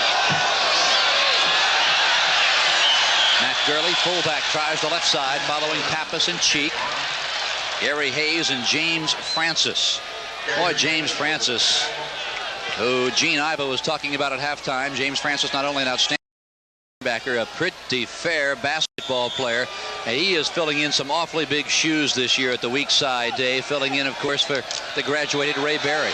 And you know what he said this week? We've been waiting for this one for a long time. He still remembers last year. Richardson, look at that hole on the left side. He's got 2 or 3.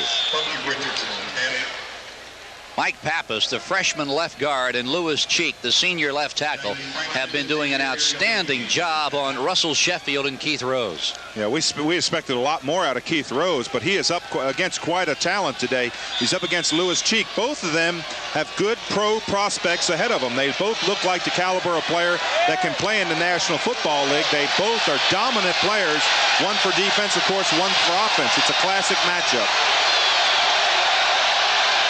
Third and short. That's Lewis. And he's got the first down.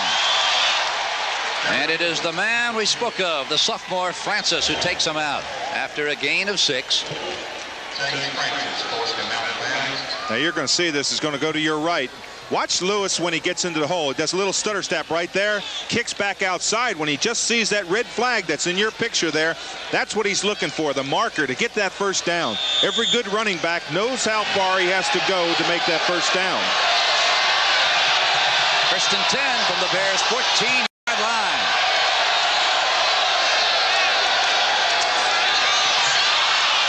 Lewis once more. 16th carry for the freshman out of Carter High School in Dallas. And Phil, I have not kept a record of the number of times they've run over Lewis Cheek and Pappas, the right guard and right tackle, but it's been just an absorbent number of times. They seem to have a great tendency to run behind number 79, Lewis Cheek. They just keep on going and going and going.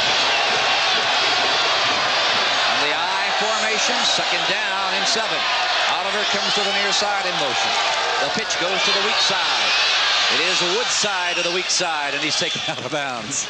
And which way did they run? To the left side. Well, it's called, I guess you call it Cheek and the boys, because watch there, 79 is Cheek, 66 is Pappas. Look at this line of scrimmage. Now Cheek gets outside. Now he's a big prospect. Look at that block. Great block into the defensive corner. It allows pick up 3 or 4 yards. That's a great play to have mobility. That's what I talked about, the difference in the game today. Taft exhorting his defense to hold him on 3rd and 5. What a pitch! Oh, what a pitch! Touchdown, Aggies.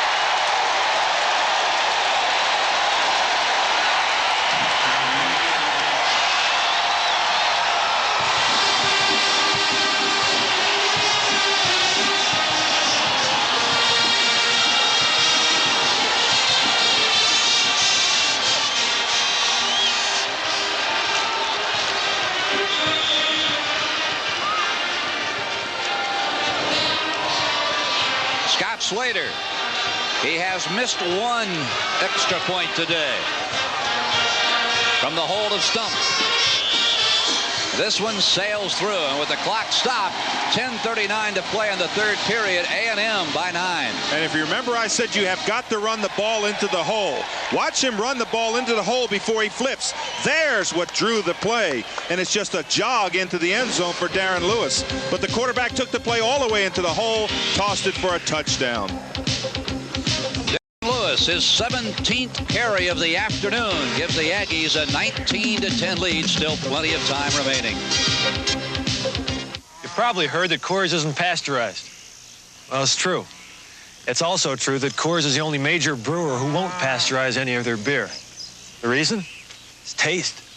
See, when you pasteurize something, you heat it. And heating hurts the taste of beer. So Coors purifies without heat. That helps make Coors a little less heavy, never bitter, but with all the spirit of a great beer. So when you want a beer, it's just plain better. Coors is the one.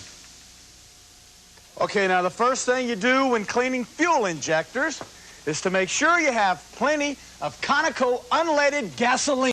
Conoco's unleaded gasolines with Power Scrub clean your engine's fuel system. All right, then you spray the left. So your car runs smoother. And then you scrub to the right. With more power. And then you fire! Any questions? Get Power Scrubbed with Conoco unleaded gasolines. The Aggies on top of the Baylor Bears, 19-10, and it is Slater who puts his foot to the ball. Martin backtracking deep, and he'll go down on a knee, and wisely so. Phil, in that last play, that touchdown run, a lot of times blocking backs don't get credit for great blocks, but watch Gurley on this play. He's 38. Watch him right there on number 30. Boom! That's what you call a decleater. When you can see the bottom of their shoes, that's a decleater. I'm going to remember that one, Roe. A decleater? Yeah, that's what we used to call them, decleaters. When you see the bottom of your fellow's shoe that you're playing against, that's when you know you've really knocked them. Well, it was Mike Welch who got knocked. 10:39 to play, third period. Loads of time remaining in this one. Gable looking to the right side, delivers. He has got a receiver out at the 30-yard line, and it is Ben Baker who already has the lone Bears touchdown in the afternoon. Well, one of the things that Gable has got to do now is he's got to establish a downfield passing game. He needs to get a little bit more in that 15 to 17-yard range. He's got the confidence on the outs. He's had success. The one time he went long to Bobby Jack Goforth, he hit him for 41 yards. He needs to get down a little bit farther. First down, 31-yard line. Poorly thrown ball intended for Greg Anderson. Well, a year ago, these two teams were fighting it out to find out who would represent the conference at the Cotton Bowl. And speaking of the Cotton Bowl, seats still available. There's the address and phone number if you would like to attend the 1987 Cotton Bowl renewal. Oh, what a ball game it was last year. A&M against Ohio State.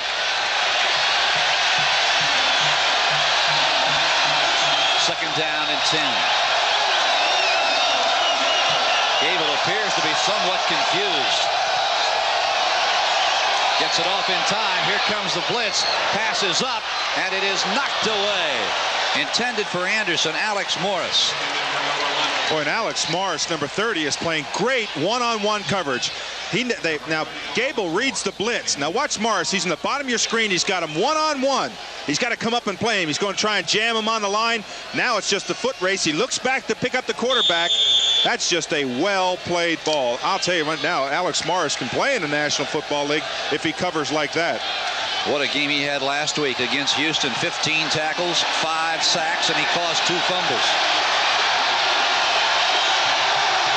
Third down and 10. Gable coming near side. Throws. Receivers wide open. And again, he overthrows Greg Anderson. Well, he's doing a lot of out passes now. You can see him getting up off the ground. What he has to do, and Cotton Davidson will tell him, is he has to step forward and deliver that ball. You've got to throw the ball with squared up shoulders. It's hard to throw on the run, and right now Gable is not hitting those out patterns. And you can tell that Grant Taft is going to tell him also, hey, you've got to be able to strike that ball in there. You can't float it in there on an out pattern. Runner, pressure. Everybody was coming, and he got it away. Harris with the reception. He fumbles the football, and the Baylor Bears have got it. A flag is down.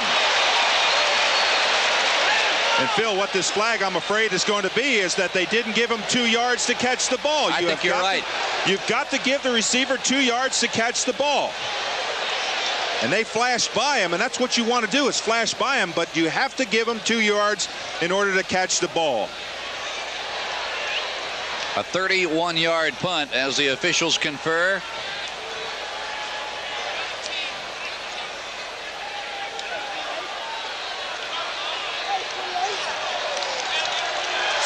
And it is against Baylor.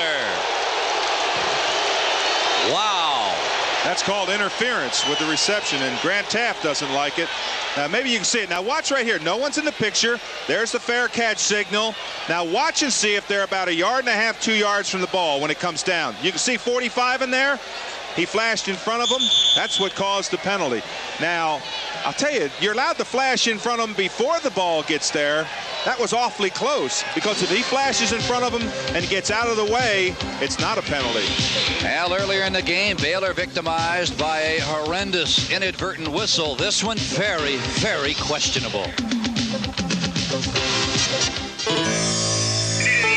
I wish we didn't have to wait on our banker when we've made our decision. Our response? First line of credit. Let you write yourself a loan whenever you need it. First Republic Bank. That's responsive banking. I need to find a high-yield investment without the risks. Our response? The High Yield Plus CD. A fully insured CD with a 3-month bonus rate up front. First Republic Bank. That's responsive banking. See this long row of junkers? It's not too tough a road for the famous Ford Bigfoot, but can a regular Ford 4x4 drive over it carrying a Chevy? Watch as the Ford starts to claw over the twisted metal.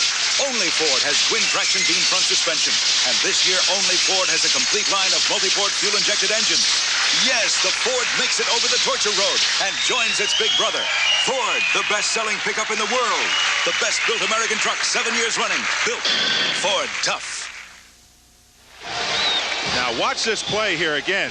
You're allowed to flash in front of him, but he really gets out of the way. Oh boy, I'll tell you right now, I don't think in the National Football League that would have been called. You cannot interfere with the catch. You have to be 1 yard or 2 away, and it looked as if he flashed him and got out of the way. Richardson rolling left. Still on his feet.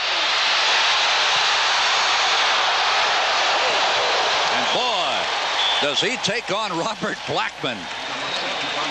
Hey, and partner, I could tell by your reaction that you didn't think that was a good call either. How could you tell that? When I almost jumped out of the window? Oh, boy. I don't think Grant Taft liked it either. And rightfully so.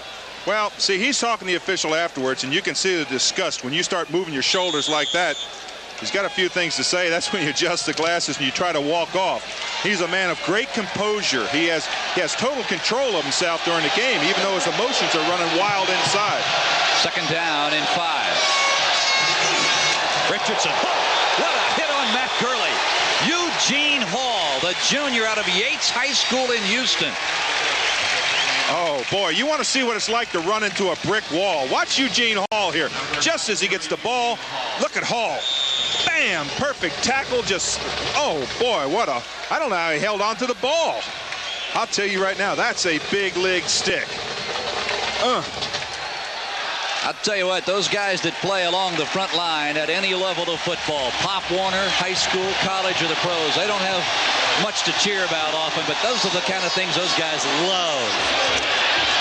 Bucky, with lots of time, unloads. It is caught. It is Oliver who is hit and knocked out of bounds by Norris Blunt. I know, Dave, you played defensive line, and those are the kind of things you just love. Oh, boy, you get back in the huddle, and everybody's slapping you on the back, and, I mean, you got your buttons busted off the front of your shirt. I mean, you're excited. I can tell you what that's like. It gives you a feeling. You just get goosebumps all over you when you make a tackle like that. It's a big hit. Everybody comes up and kind of slaps you on the butt or taps you on the helmet or shoulder, and you know that when you watch that film on Monday, the coach is going to run that one backward and forward and backward and forward. It is first down for A&M. 8:57 to play, third period. That's Darren Lewis. He has been a very, very busy freshman. Gary Joe Kinney on the tackle. Well, we talked about this being a halfback offense, and Darren Lewis is one of the halfbacks. Gurley is the other one. Woodside, the fullback, is the blocking back in this offense. And that's evidenced by the fact that Darren Lewis has had 18 carries today for 78, 79 yards.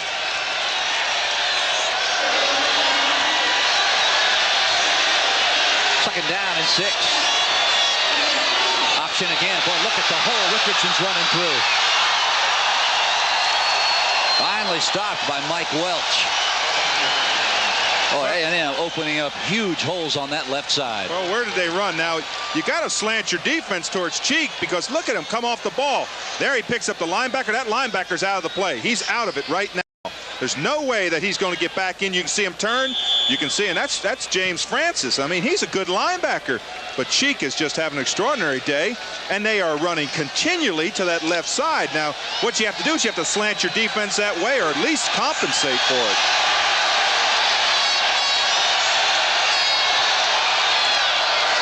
Again, Lewis, again behind Cheek. Gary Hayes on the tackle, but not before Lewis rambles for 7. And you wonder, boy, if Jackie Sherrill had another Lewis Cheek, it would at least give him the ability to perhaps to turn the other cheek. Well, oh, gosh. I was going to say they're dancing cheek to cheek, but I didn't want to hit that line. Boy, oh, boy. I'll tell you one thing. They really have had a tendency to run behind them, and why not? They've been successful. They really have, and they've really totally nullified a great defensive end in Keith Rose. 2nd and 3. That's Lewis in motion. The give is to Gurley, and he will not get the first down. And I can tell you, Phil, as a defensive lineman, that's demoralizing to your defense when an offense can come out there and continually run, and you as a defensive unit know that they're going to run there, and you still aren't able to stop them. That's where the entire momentum and emotions of the game change when you control a spot like A&M is controlling that left offensive tackle spot. 3rd and 2 at the 19-yard line. Think they'll run over Cheek? I think it's Cheek and Pappas. Keep your eyes at the top of your screen. 3rd down conversions. Look at A&M. There he goes. And this time, I believe the Bears have stopped him short. James Francis from his weak side linebacker spot penetrated nicely to knock Lewis to the turf. And Francis did a wise move that time. He came up underneath the play. He knows that he's met Cheek out there 8, 10, 15 times in this game so far. So he came up underneath and shot up underneath and had good results on the play. Yeah, this could very, very well be the play of this ball game. The Bears, 4th and 1. A&M's going to go for it. They may call timeout because Baylor's got 11 men on the line of scrimmage. Baylor's not even thinking about a pass. Baylor's back there. They're saying, hey, let them go ahead and pass it. We're going to get up on the line. We're going to stop this run if they, in fact, run it. Now, the referee called the timeout.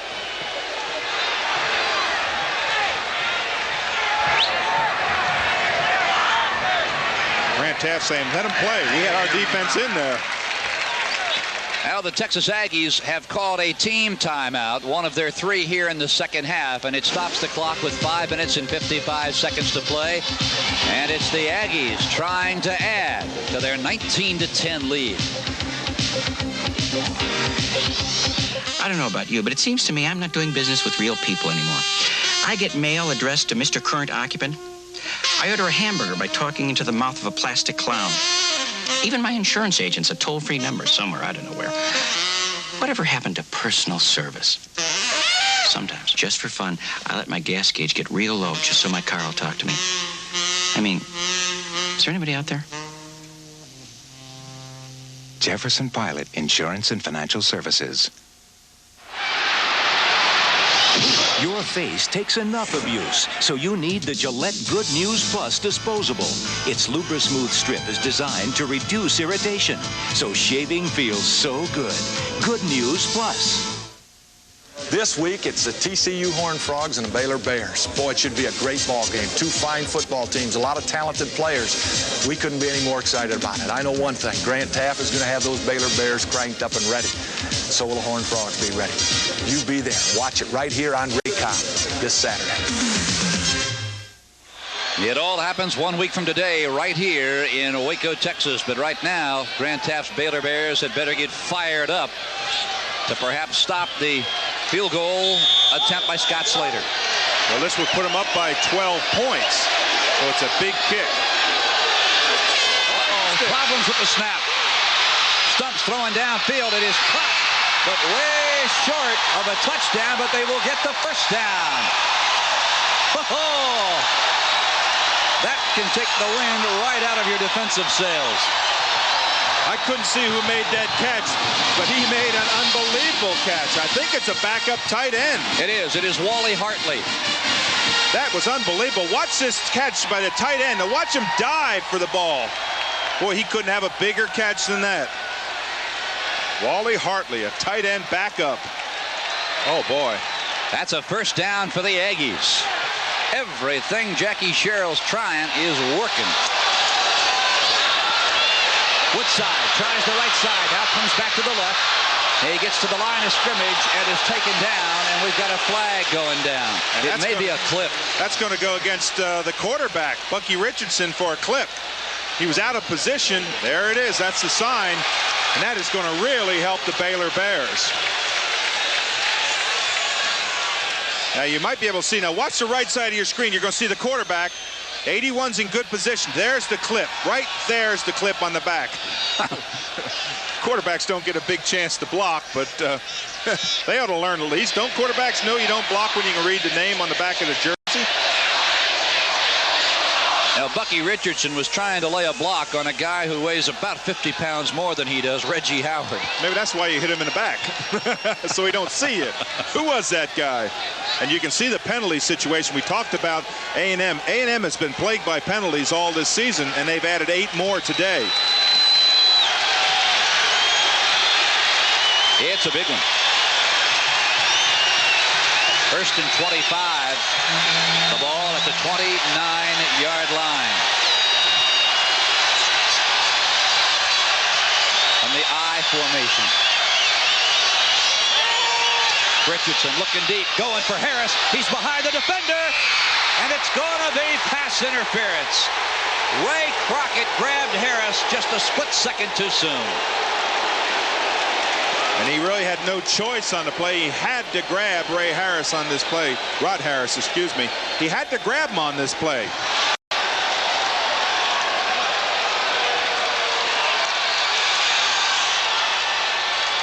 Now, wait a minute. Oh, that's right. They bring it all the way back to the line of scrimmage. I forgot about that. Quickly, I got that. Now, what saved the touchdown is, of course, the interference in the end zone. Now, this is, of course, the difference between college and pros. Now, watch this play on the tail end of it. You'll see the interference. The ball is thrown way up high to allow the defender, Harris, the offense receiver to run under it. Now, watch as the ball touches his hands. Right there, the ball's there. You can see the interference awfully close. I'll tell you, that was close. Now, watch right here. There's the contact. Yes, it is. He's got him up in the shoulder pad. Watch the quarterback here. You can see. Is he excited? I know it's good. They walk off the penalty from the original line of scrimmage, and now it is first and 10. The ball at the 15-yard line. Out of the eye. Richardson. Pitch. Woodside. Inside the 10 and out of bounds. Near the 6. A gain of 8. As Woodside walks back to the huddle, I know what he's thinking. Hey, just give me the ball. I can carry it. I'm not only a blocking back. Let me have a few carries. He hasn't had a lot of carries. He's only had 47 coming into this game. That's not a lot of carries for a running back of his caliber. We saw what he could do. Texas Tech in Lubbock 2 weeks ago, a 77-yard gallop. That's Gurley, the fullback, across the 5, down near the 2. Gary Hayes, the middle linebacker, knocks him to the ground.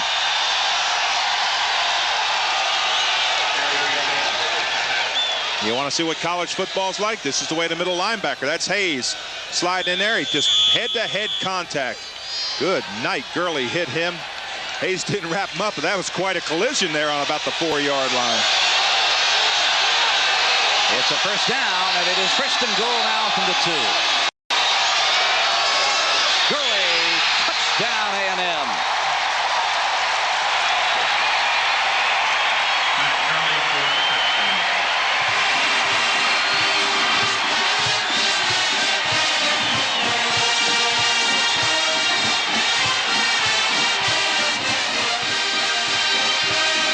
This is just power football on the line of scrimmage. You can see that A&M is winning the line of scrimmage right there with a great surge by their offensive lineman. Just a great surge off the ball. We've talked a lot, excuse me, Phil, but we've talked a lot about Lewis, Cheek, and Pappas, but on the other side is Fontenot and Bartley, and they are really coming off the ball too. The 2-point conversion attempt. It is caught. Rod Harris knelt down in front of Norris Blunt. I almost didn't think that was in. I want to tell you, that ball was close to not being in. Now the ball has to penetrate the line of scrimmage. And you will be looking right down the line of scrimmage here. You'll see how close it is. Now the knees are in, but see what the ball is? He doesn't have it over until he pulls it into his body and then falls back across the line. 4:31 to play. Third period. The Aggies out in front of the Baylor Bears now by a count of 27-10.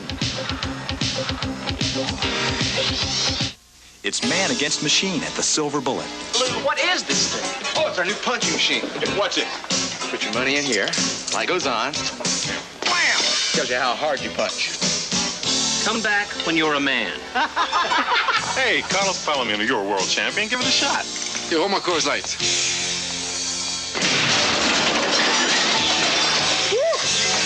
What does it say?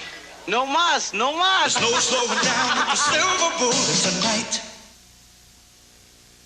Entrepreneur. One who assumes the risks of business. Rockwell International managers have the entrepreneurial freedom to move through the maze of business challenges. With advanced technologies and innovative quality products, Rockwell International entrepreneurs get results. This season, make your best play by entering to win one of 7 Apple Macintosh Plus computers. Visit a participating Apple dealer for your hands-on demonstration, and why not sign up to catch a winner? An Apple Macintosh Plus computer. We think it will be your most valuable player.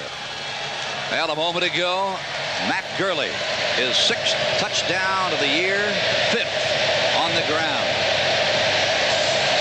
Scott Slater will kick it away. It is Steve Martin from the 2-yard line.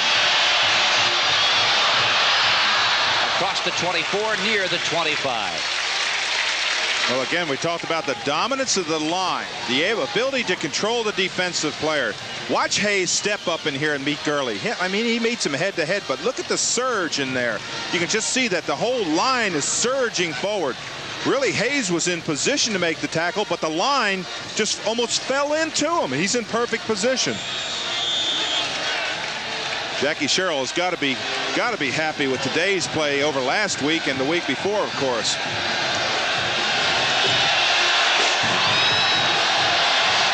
Baylor has simply been unable to get untracked offensively.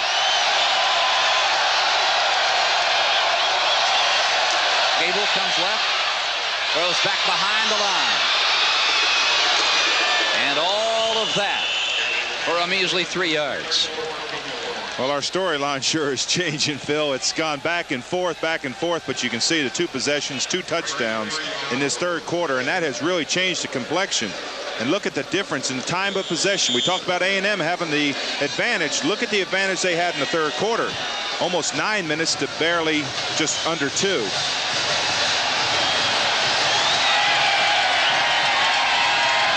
.346 to play in the third quarter. Play action, blitz. Gable's trying, scrambles free, but his receivers aren't moving. His receivers were frozen. Incomplete to Greg Anderson. Pardon me, Matt Clark. Kip Corrington on the coverage. You said it. Anytime that quarterback scrambles you, and now watch this. You can see the backside pressure. He gets cut down. Good move. Gable squares back up to the line. But look at his wide receivers just standing there. There's no one there. They're just standing there. They have got to do what they call a hot call, where they all run different patterns. The quarterback will pick them up in that situation. Now he has to contend with the blitz of A&M. Those outside linebackers, Roper and Wallace. Oh, A&M's going to bring everybody. 3rd and 7. And now they may get a delay of game call. Hold on just a moment. A flag is down. Could be offside or illegal procedure against Baylor. It's the Bears walking backwards, and it may be whistled against number 73, Terry Hancock. Yeah, it is. What he's going to do is he's going to fall out of his stance. Maybe we can get a peek at it, but what he was doing, he's going from a 2-point stance as we watch the call. False start. Now look on the right of your screen, 73. Now watch what he does. He just kind of steps back a little bit. That's enough to draw the defensive player off. Defensive players go on movement. They don't go on sound. Movement of either by the offensive lineman, or you go on movement of the ball. 3rd down and 12.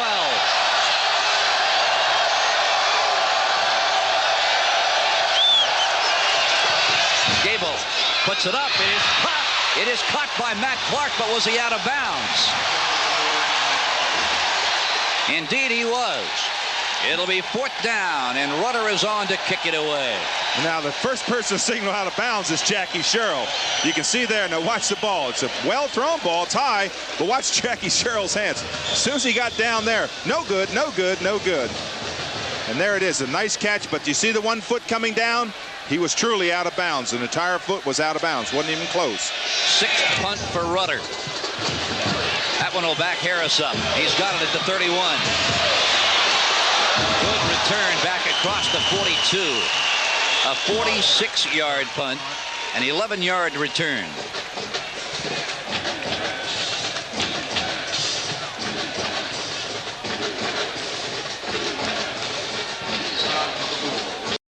Arrangements made through Eastern, the airline with more flights to more fun vacations. This holiday season, visit a Caribbean island with Eastern. We've got your ticket.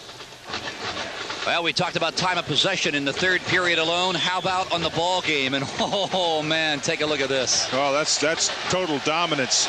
Anytime you can control the ball, that's the way A&M wins. They win because they control the ball for long periods of time and drive the length of the field. Darren Lewis. Mike Welch finally ran him out of bounds. Now there's number 38. That's Gurley. Now watch him block on this play. He's got to get that outside man and get him in. Now he doesn't do a real good job of getting him down, but he does knock him off stride. But they are really blocking well out there. They are controlling that block. They're knocking him off the line of scrimmage, and it just looks like an avalanche going out there. 2nd and 7. In this situation early in the ball game, A&M went to the short side of the field. And they're going to do it again. Darren Lewis. This time, Vincent Carpenter, a junior out of Lamarck High School, grabs Lewis around the collar and throws him down. We'd like to remind our viewers that at the end of today's game, Dave and I will be selecting the Coors Player of the Game. So stay tuned and see if your pick matches ours. Well, right now, I don't have a pick. I can't think of one person. There's been a bunch of them. Boy, Reveley's a happy dog. That's Lonnie Dale, our director's favorite animal. Who once said, "What's that dog doing on the field?"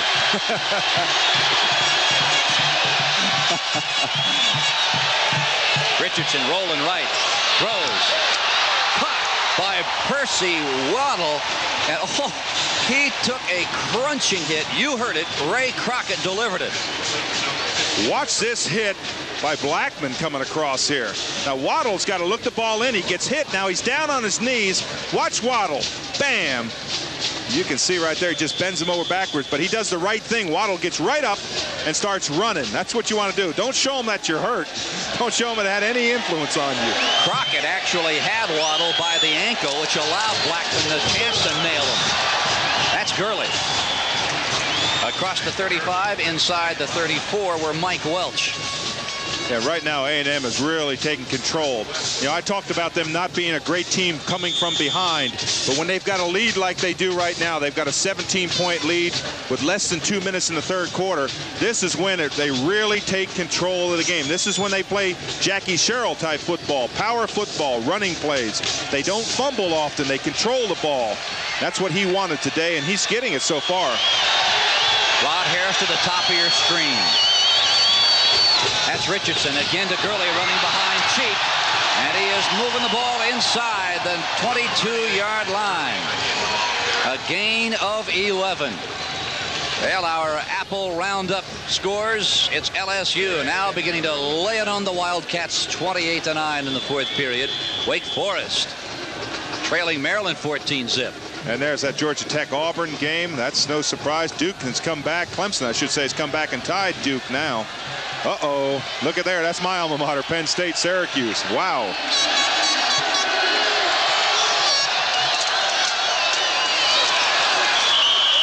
Again, it is Lewis. And again, the right tackle, Vincent Carpenter, the junior out of Lamarck, on the tackle. Temple, Florida score. Florida, of course, great power this year. There's a surprise. Notre Dame not ahead of Air Force by only 7.5. Spartans out in front of Northwestern 17-0. No surprise there. Oklahoma beginning to move now against winless Kansas State 21-3. Out of the I formation. 33 seconds to play, third period. That is Darren Lewis. Boy, Lewis came into this ball game. He's a freshman out of Carter, Dallas, averaging over 5 yards a carry. Boy, look at Nebraska. And Oklahoma State's got a true Heisman Trophy candidate in that Thurman. He really has a great running ability. Wyoming, of course, controlling the game 7-3 over that run and gun, run and shoot offense of Houston. Texas Tech out in front of the Owls, 7-0 first period in Lubbock. And there's a couple of Aggie fans who have to be awfully happy as the gun sounds, ending the third period of play. And the Baylor Bears, their defense has been on the playing field virtually all day long, and it's beginning to show. We'll be back with more after these messages from your local station. Leave me alone. Jury tampering is a felony. Well, you haven't tampered with me. Yet. She's a lawyer who broke 2 laws of her profession. You don't let your client just fry because you want to play by the rules. Never get involved with a juror. If I find any evidence of collusion, I'll have you disbarred. And don't look for clues in dangerous places. What's the connection? Cher, Dennis Quaid, Suspect. Starts Friday at a theater near you. Check newspapers for showtimes. It's here. Let's go. Something new has just arrived in Houston. And you're going to sleep better at night because of it. Big Sur Waterbeds announces a special purchase of oak waterbeds. Choose the Denmark bed for $289.99. The Futuro with bookcase headboard is $329.99. The matching dresser, mirror, and nightstand are $389.99. Big Sur Waterbeds with showrooms on the East Freeway, the Gulf Freeway, the Southwest Freeway, and 2 on the North Freeway. 39 KHTV Houston.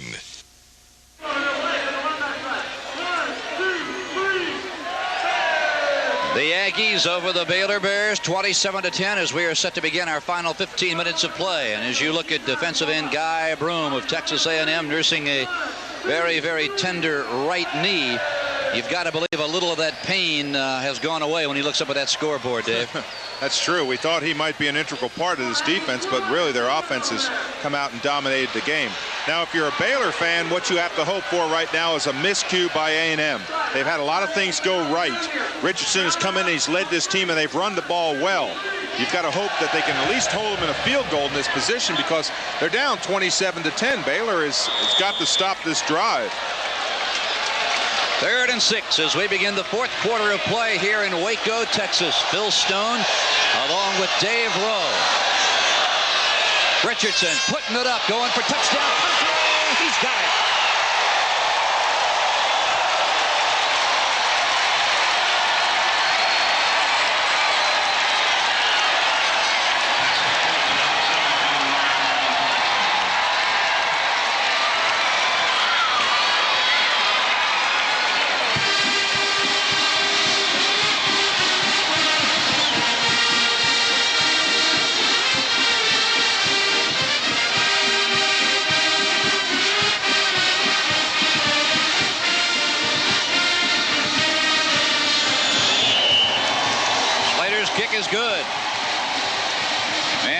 hard to believe is that for Rod Harris, his first touchdown of the year. And it's not a pretty pass, but it's an effective pass. It gets there. It's an out pattern by Harris, and he's got his defensive back beaten very, very well. You can see, look at the trajectory of the ball. It's just wobbling out there. It's not pretty, but it gets there, and there's the result, 7 points, and he beats Norris Blunt to the corner. And Norris has no excuse because he learned from one of the greats. That's right. You can see by the white stripe on the ball, the trajectory of the ball is not a well-thrown spiral, but the results is that it gets there and it shows up in a record book as being a touchdown.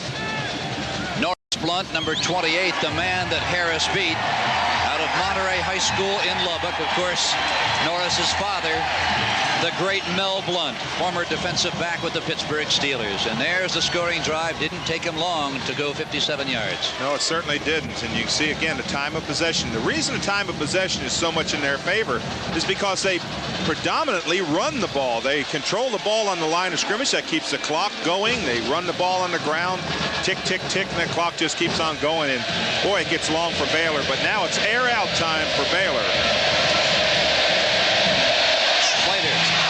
Again puts it up high towards the near sideline, and that's going out of bounds. That'll stop the clock. 14:53 remaining in the ball game, and right now the Aggies are in the driver's seat. That ball didn't carry 25 yards. Oh, Dave. Ouch. Well, what can I say? It's been since 1970 that Syracuse has not beaten Penn State, and Syracuse has a fine team. They're undefeated this year coming into this game. Of course, Penn State only once beaten. That's only a second quarter score. I've seen Joe Paterno come back from worse deficits than that. As you take a look at the Baylor Bear defense, and one of the few times they have had their rear ends on the pine this afternoon. Yeah, well, what they're doing right there is the coach is talking to them saying, listen, that's their defensive coaching staff standing in front of them. They're giving them instructions. This is a very encouraging coaching staff. They encourage players. They don't yell and scream and make, just really try to belittle players. They're trying to encourage them. Do this, do that. Secondary, you have to do this. You can see there's 55. That's Gary Hayes in there. You just want to tell them what they're doing wrong.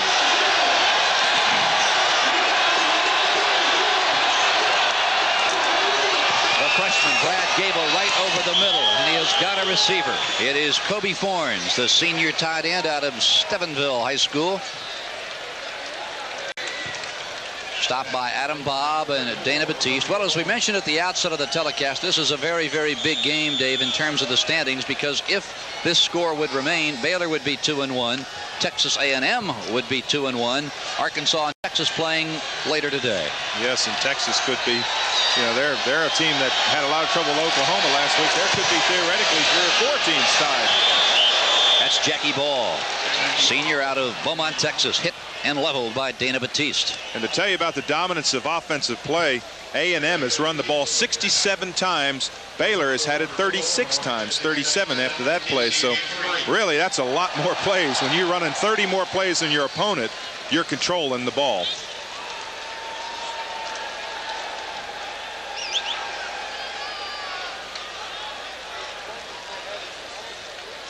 How about a little measurement? See how far he made it.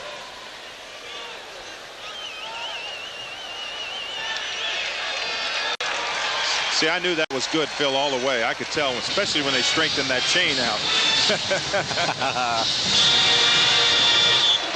Now, Southwest Conference football, some of the best college football you will find anywhere, and certainly one of the reasons for that, a tremendous farm system, which a lot of people call the high school system here in Texas.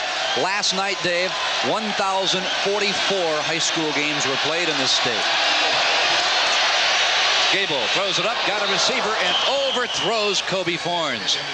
Well, Gable has done that frequently today. Yes, he has. He just doesn't.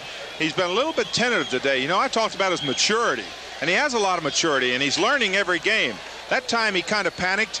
He saw A&M on a blitz, and he knew he had to get the ball going quickly, but his offensive line picked up the blitz very well, but he didn't take the time to wait. He just kind of hurried his pass, but that's what you learn with experience. 2nd and 10, ball spotted at the 42-yard line. Gable looking left all the time. Receiver's got to go, lets it fly, and it is knocked down. Pass intended for Bobby Jack Goforth. Alex Morris got his hands up in front of the ball and almost picked it off. And to be honest with you, let's give him credit. That was a little bit better play. You can see he gains himself a little bit, moves around the pocket. Now, he doesn't make a great choice on his pass because he doesn't drill the ball in there. You have to read that coverage, and you can see the coverage coming into the picture. That's tough to read for a freshman, but you have to read the coverage. You have to know where the men are going to be open. Every play is designed to go against different defenses. Confusion now on the defensive side of the line, and now we've got a timeout called. The Aggies had 12 men on the field, and boy, Jackie Sherrill is hot. Clock stops, 13:29 remaining in this ball game.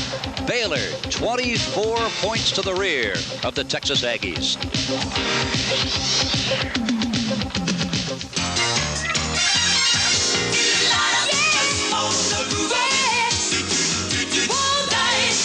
Just for the satisfaction, just for the just for the taste of the Diet Coke. Win a trip to Honolulu's Hula Bowl and stay at the beautiful Ala Moana Hotel. Enter the Coca-Cola Southwest Conference Superfan Sweepstakes at your neighborhood Kroger store or participating supermarket.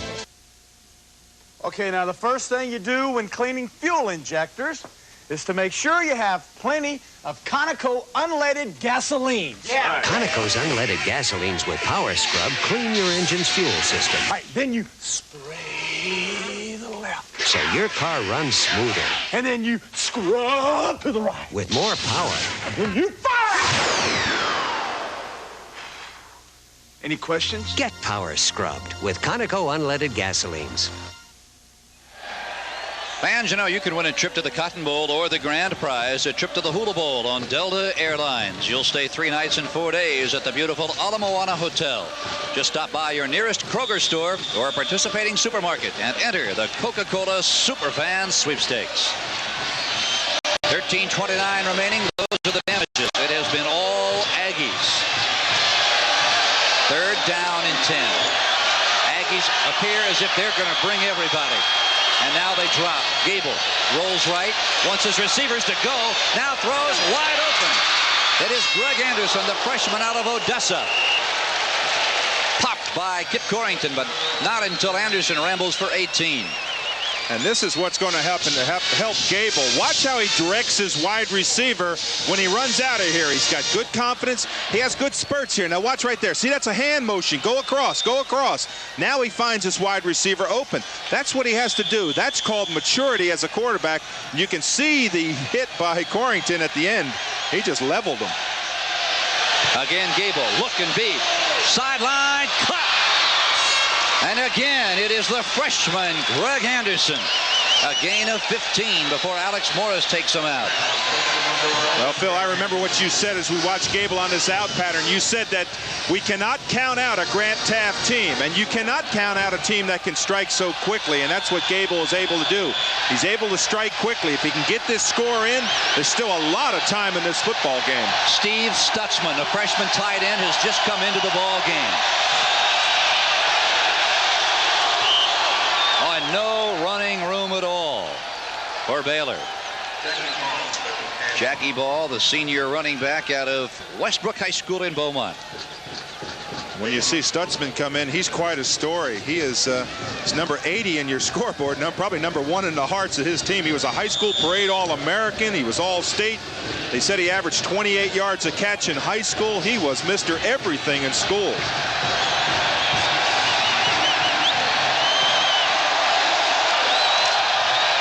Here they come.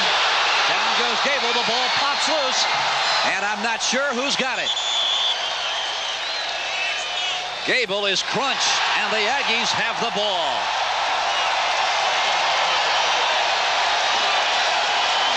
Well, if you talk about an all-out blitz, this is an all-out blitz. I think Leon Coles gets the ball, but watch the surprise on Gable. Look, there's the cornerback. There's Roper coming in. No one can block Roper. And talking with Jackie Sherrill, he said, we can't even block him in practice. He's that good. Well, that brings a very, very tired Bears defense back onto the playing field. You know, the weirdest things happen to me, Elvira, Mistress of the Dark. I mean, here I am stocking up for Halloween. I got my steaks, got my ribs. Then when I ask the stock boy where the Coors Light is stacked, he points me to the Coors and Coors Light Halloween display, and I'm on it. Whoa, it was like deja vu. Whoa, it was like deja vu. Look for it where you buy beer. I shop here because they slash prices. There goes another one. Happy Halloween, darling. It's the Subaru Value Celebration, the greatest Subaru deals in Subaru history.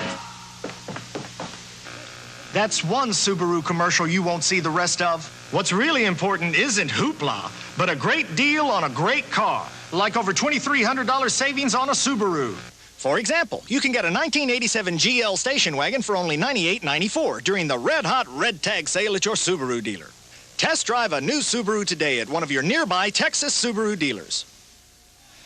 Welcome back to Baylor, everybody. Phil Stone with Dave Rowe. As we said at the outset of our broadcast today, if Baylor loses this football game, this sets up quite a run for the Cotton Bowl bid. It really does. It's up for grabs. Everybody knows that you cannot go to the Cotton Bowl with 2 losses.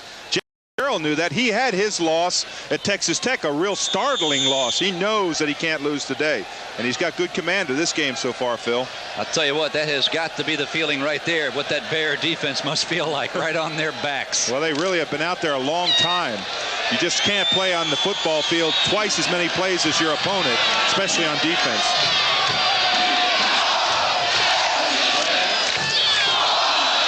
That's Lewis. Mike Welch on the tackle. You know, over the last 6 years, this game has been decided by 3 points or less on the average. So this game is totally uncharacteristic of this rivalry. Well, the last time Texas A&M has beaten the Baylor Bears here in Waco, 1977. I know where I was. Super Bowl. With the then Oakland Raiders. There's Woodside trying to take it to the inside, and he is knocked down by Russell Sheffield.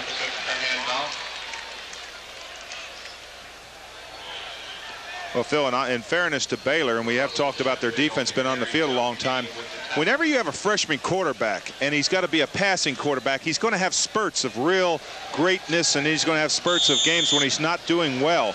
It's important for him to learn, and Grant Taft knows this. He said coming into the season, hey, we were ready to go with Lovell. He was going to be our quarterback. We were going to bring along Gable and Maps and bring them along, give them some maturity. All of a sudden, they're thrown into a starting role. So it's going to take a little while for them.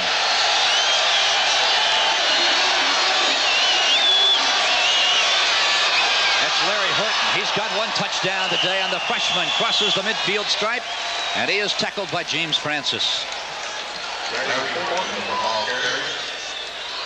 What an afternoon for a freshman running back out of Carter High School in Dallas.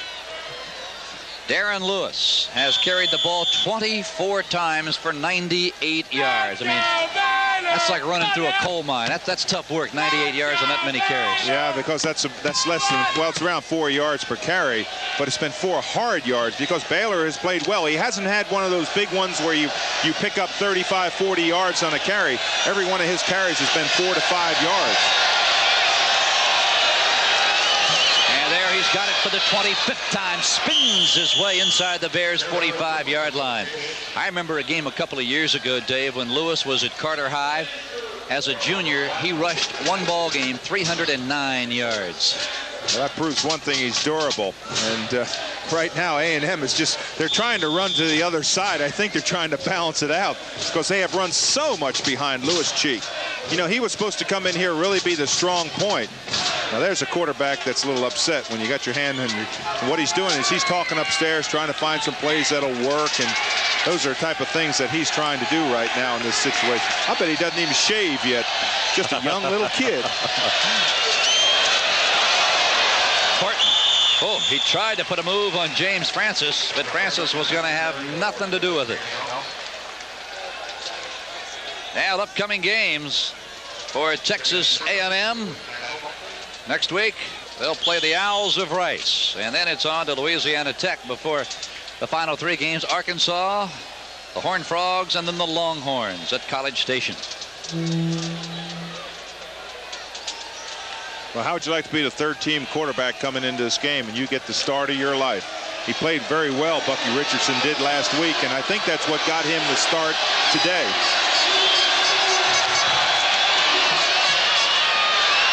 Woodside. And again, it is James Francis one-on-one with an outstanding halfback.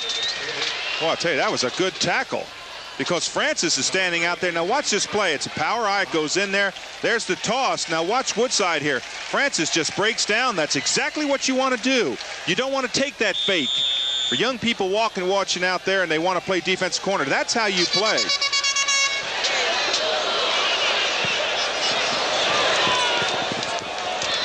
Ball down at the 21-yard line, and that is where Brad Gable and the Bears of Baylor will take possession. A 25-yard punt. Clock is stopped. 8 minutes and 19 seconds remaining in this ball game. Remember, a year ago, it was the Aggies who scored 2 fourth-quarter touchdowns to win it.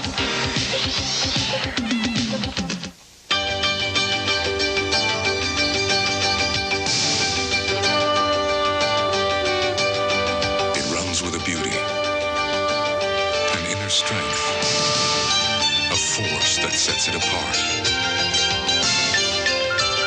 Thunderbird Turbo Coupe. Run with it.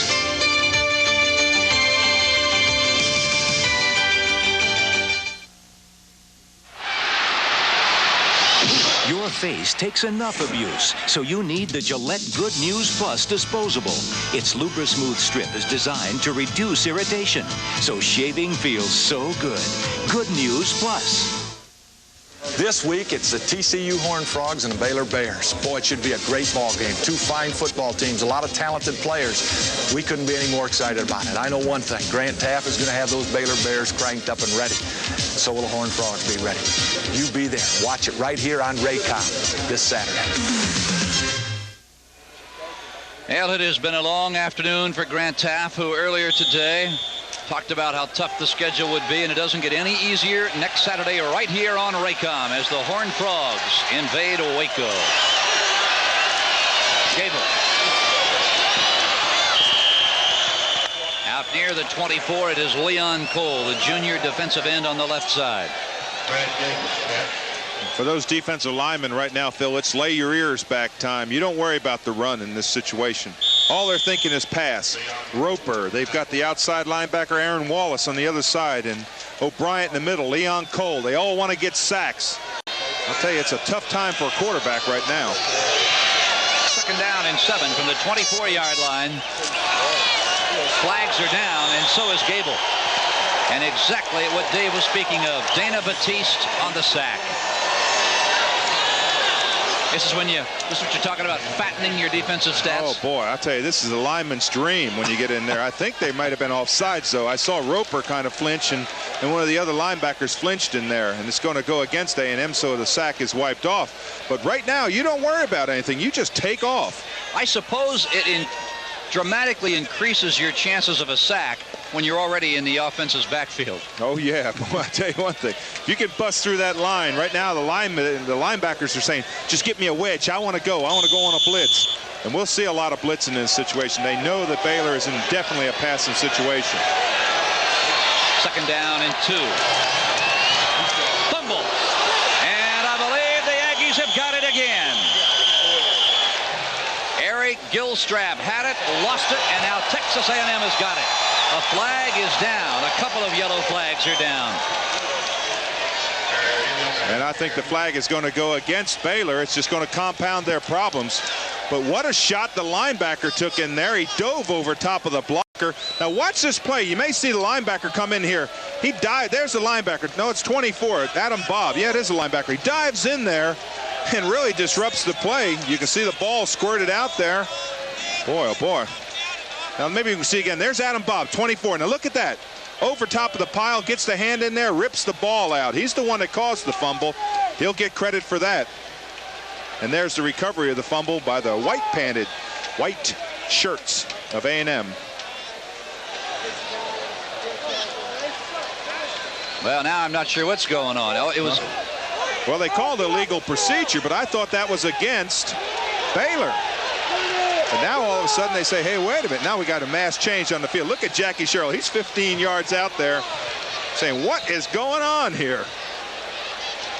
Now the call was illegal procedure against Baylor before the snap. Oh, before the snap. Okay. Jackie's trying to be a politician saying, well, all right, I understand. He wouldn't understand if he had a 7-point lead, but he can understand a little bit easier with a 24-point lead. Now Sherrill calling a timeout from the far sideline. Wants to talk things over with his defensive unit. Well, it's one of the few breaks the Bears have gotten in this ball game. With 7:27 to play, they're down by 24. And what that referee said was that they lined up in the neutral zone, so it's before the play. Clock is stopped. Sherrill takes a breather. We will too. We'll return to Waco, Texas, where the Aggies lead the Bears.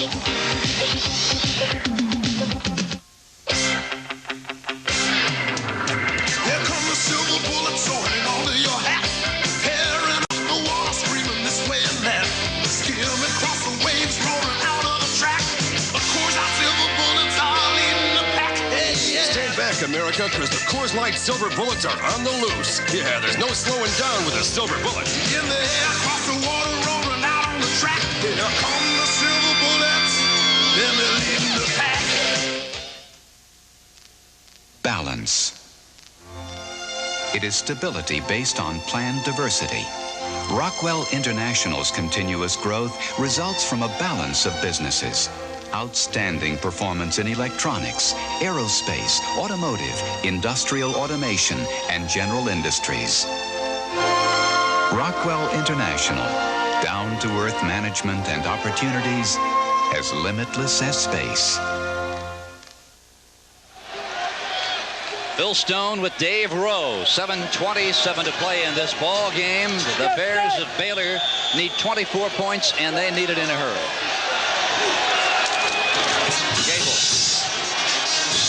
going deep. Got a receiver. It's Ben Baker, the senior flanker out of Plano, and he is met and dropped by Chet Brooks after a gain of 20.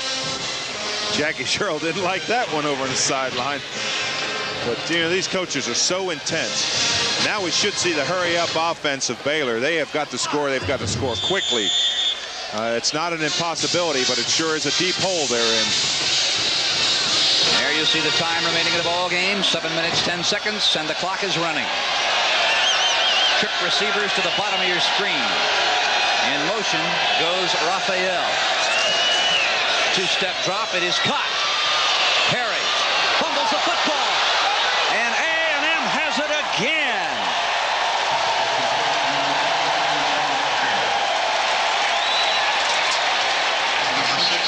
Gary Jones recovering the football. Well, you see what happens when you get careless with a football. It's coming right at you. There's the blitz. He sees it. He dumps the ball off. Now watch here. Look how he's carrying the ball. Just a touch on the ball, and the ball is loose. That was Chet Brooks that came in there. Just a hand on the ball, and the ball is loose. You can see the results. A&M picks it up. They got great field position. They've got control of this football game right now. Out of the eye now. That's Lance Pavlis in the ball game. The give is to Woodside as he crashes through the right side. Boy, a year ago, the Aggies scored 2 lightning quick fourth quarter touchdowns to come from behind to defeat the Baylor Bears 31-30. And well, what a difference a year makes. Oh, it certainly does. You know, we talked about the youth and inexperience of these football teams, but they've played well today. It's just been the complete difference has been that Baylor has not been able to get on track on offense. They have not had a lot of continuity. They haven't had those 60 and 70-yard drives, and that's really been the secret. They have not been able to sustain an offensive formation. That's Woodside. Dave, I want to harken back to what we discussed at the very top of our show today, and that is for the Aggies to be successful, they would have to some way find consistency at the quarterback spot, and they have appeared to do that to some extent today. Well, it's a lot easier for a quarterback to have a good day if he's a running quarterback, and he really has had a good day. Bucky Richardson came in here. He's got 2 solid running backs, but actually 3 back there, Gurley, Woodside, and Darren Lewis. And boy, has Darren Lewis done a job today. Darren Lewis has got 25 carries, as you said, for 103 yards and 2 touchdowns. Woodside is stacked up by Greg Eppinger. Eppinger, first team All-State at Churchill High School in San Antonio.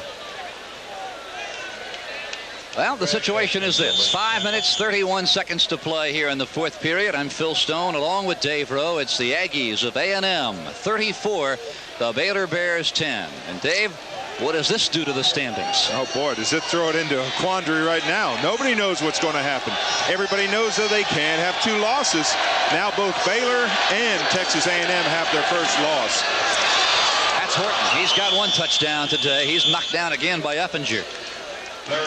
Well, it has been a case, as you look back at the way this game developed, where A&M simply came running straight at the Baylor Bears. And that defensive line of Hall, Green, Sheffield, and Rose, not a great defensive four, and the Bears know it. Yes, they did. They took control of that line of scrimmage. And our storyline has, of course, gone back and forth, back and forth. You can see right there, A&M has had complete dominance. They came out at the halftime. They were up 12-10, but they have dominated. There's a fumble. Ball knocked loose. And I believe it is recovered by Baylor.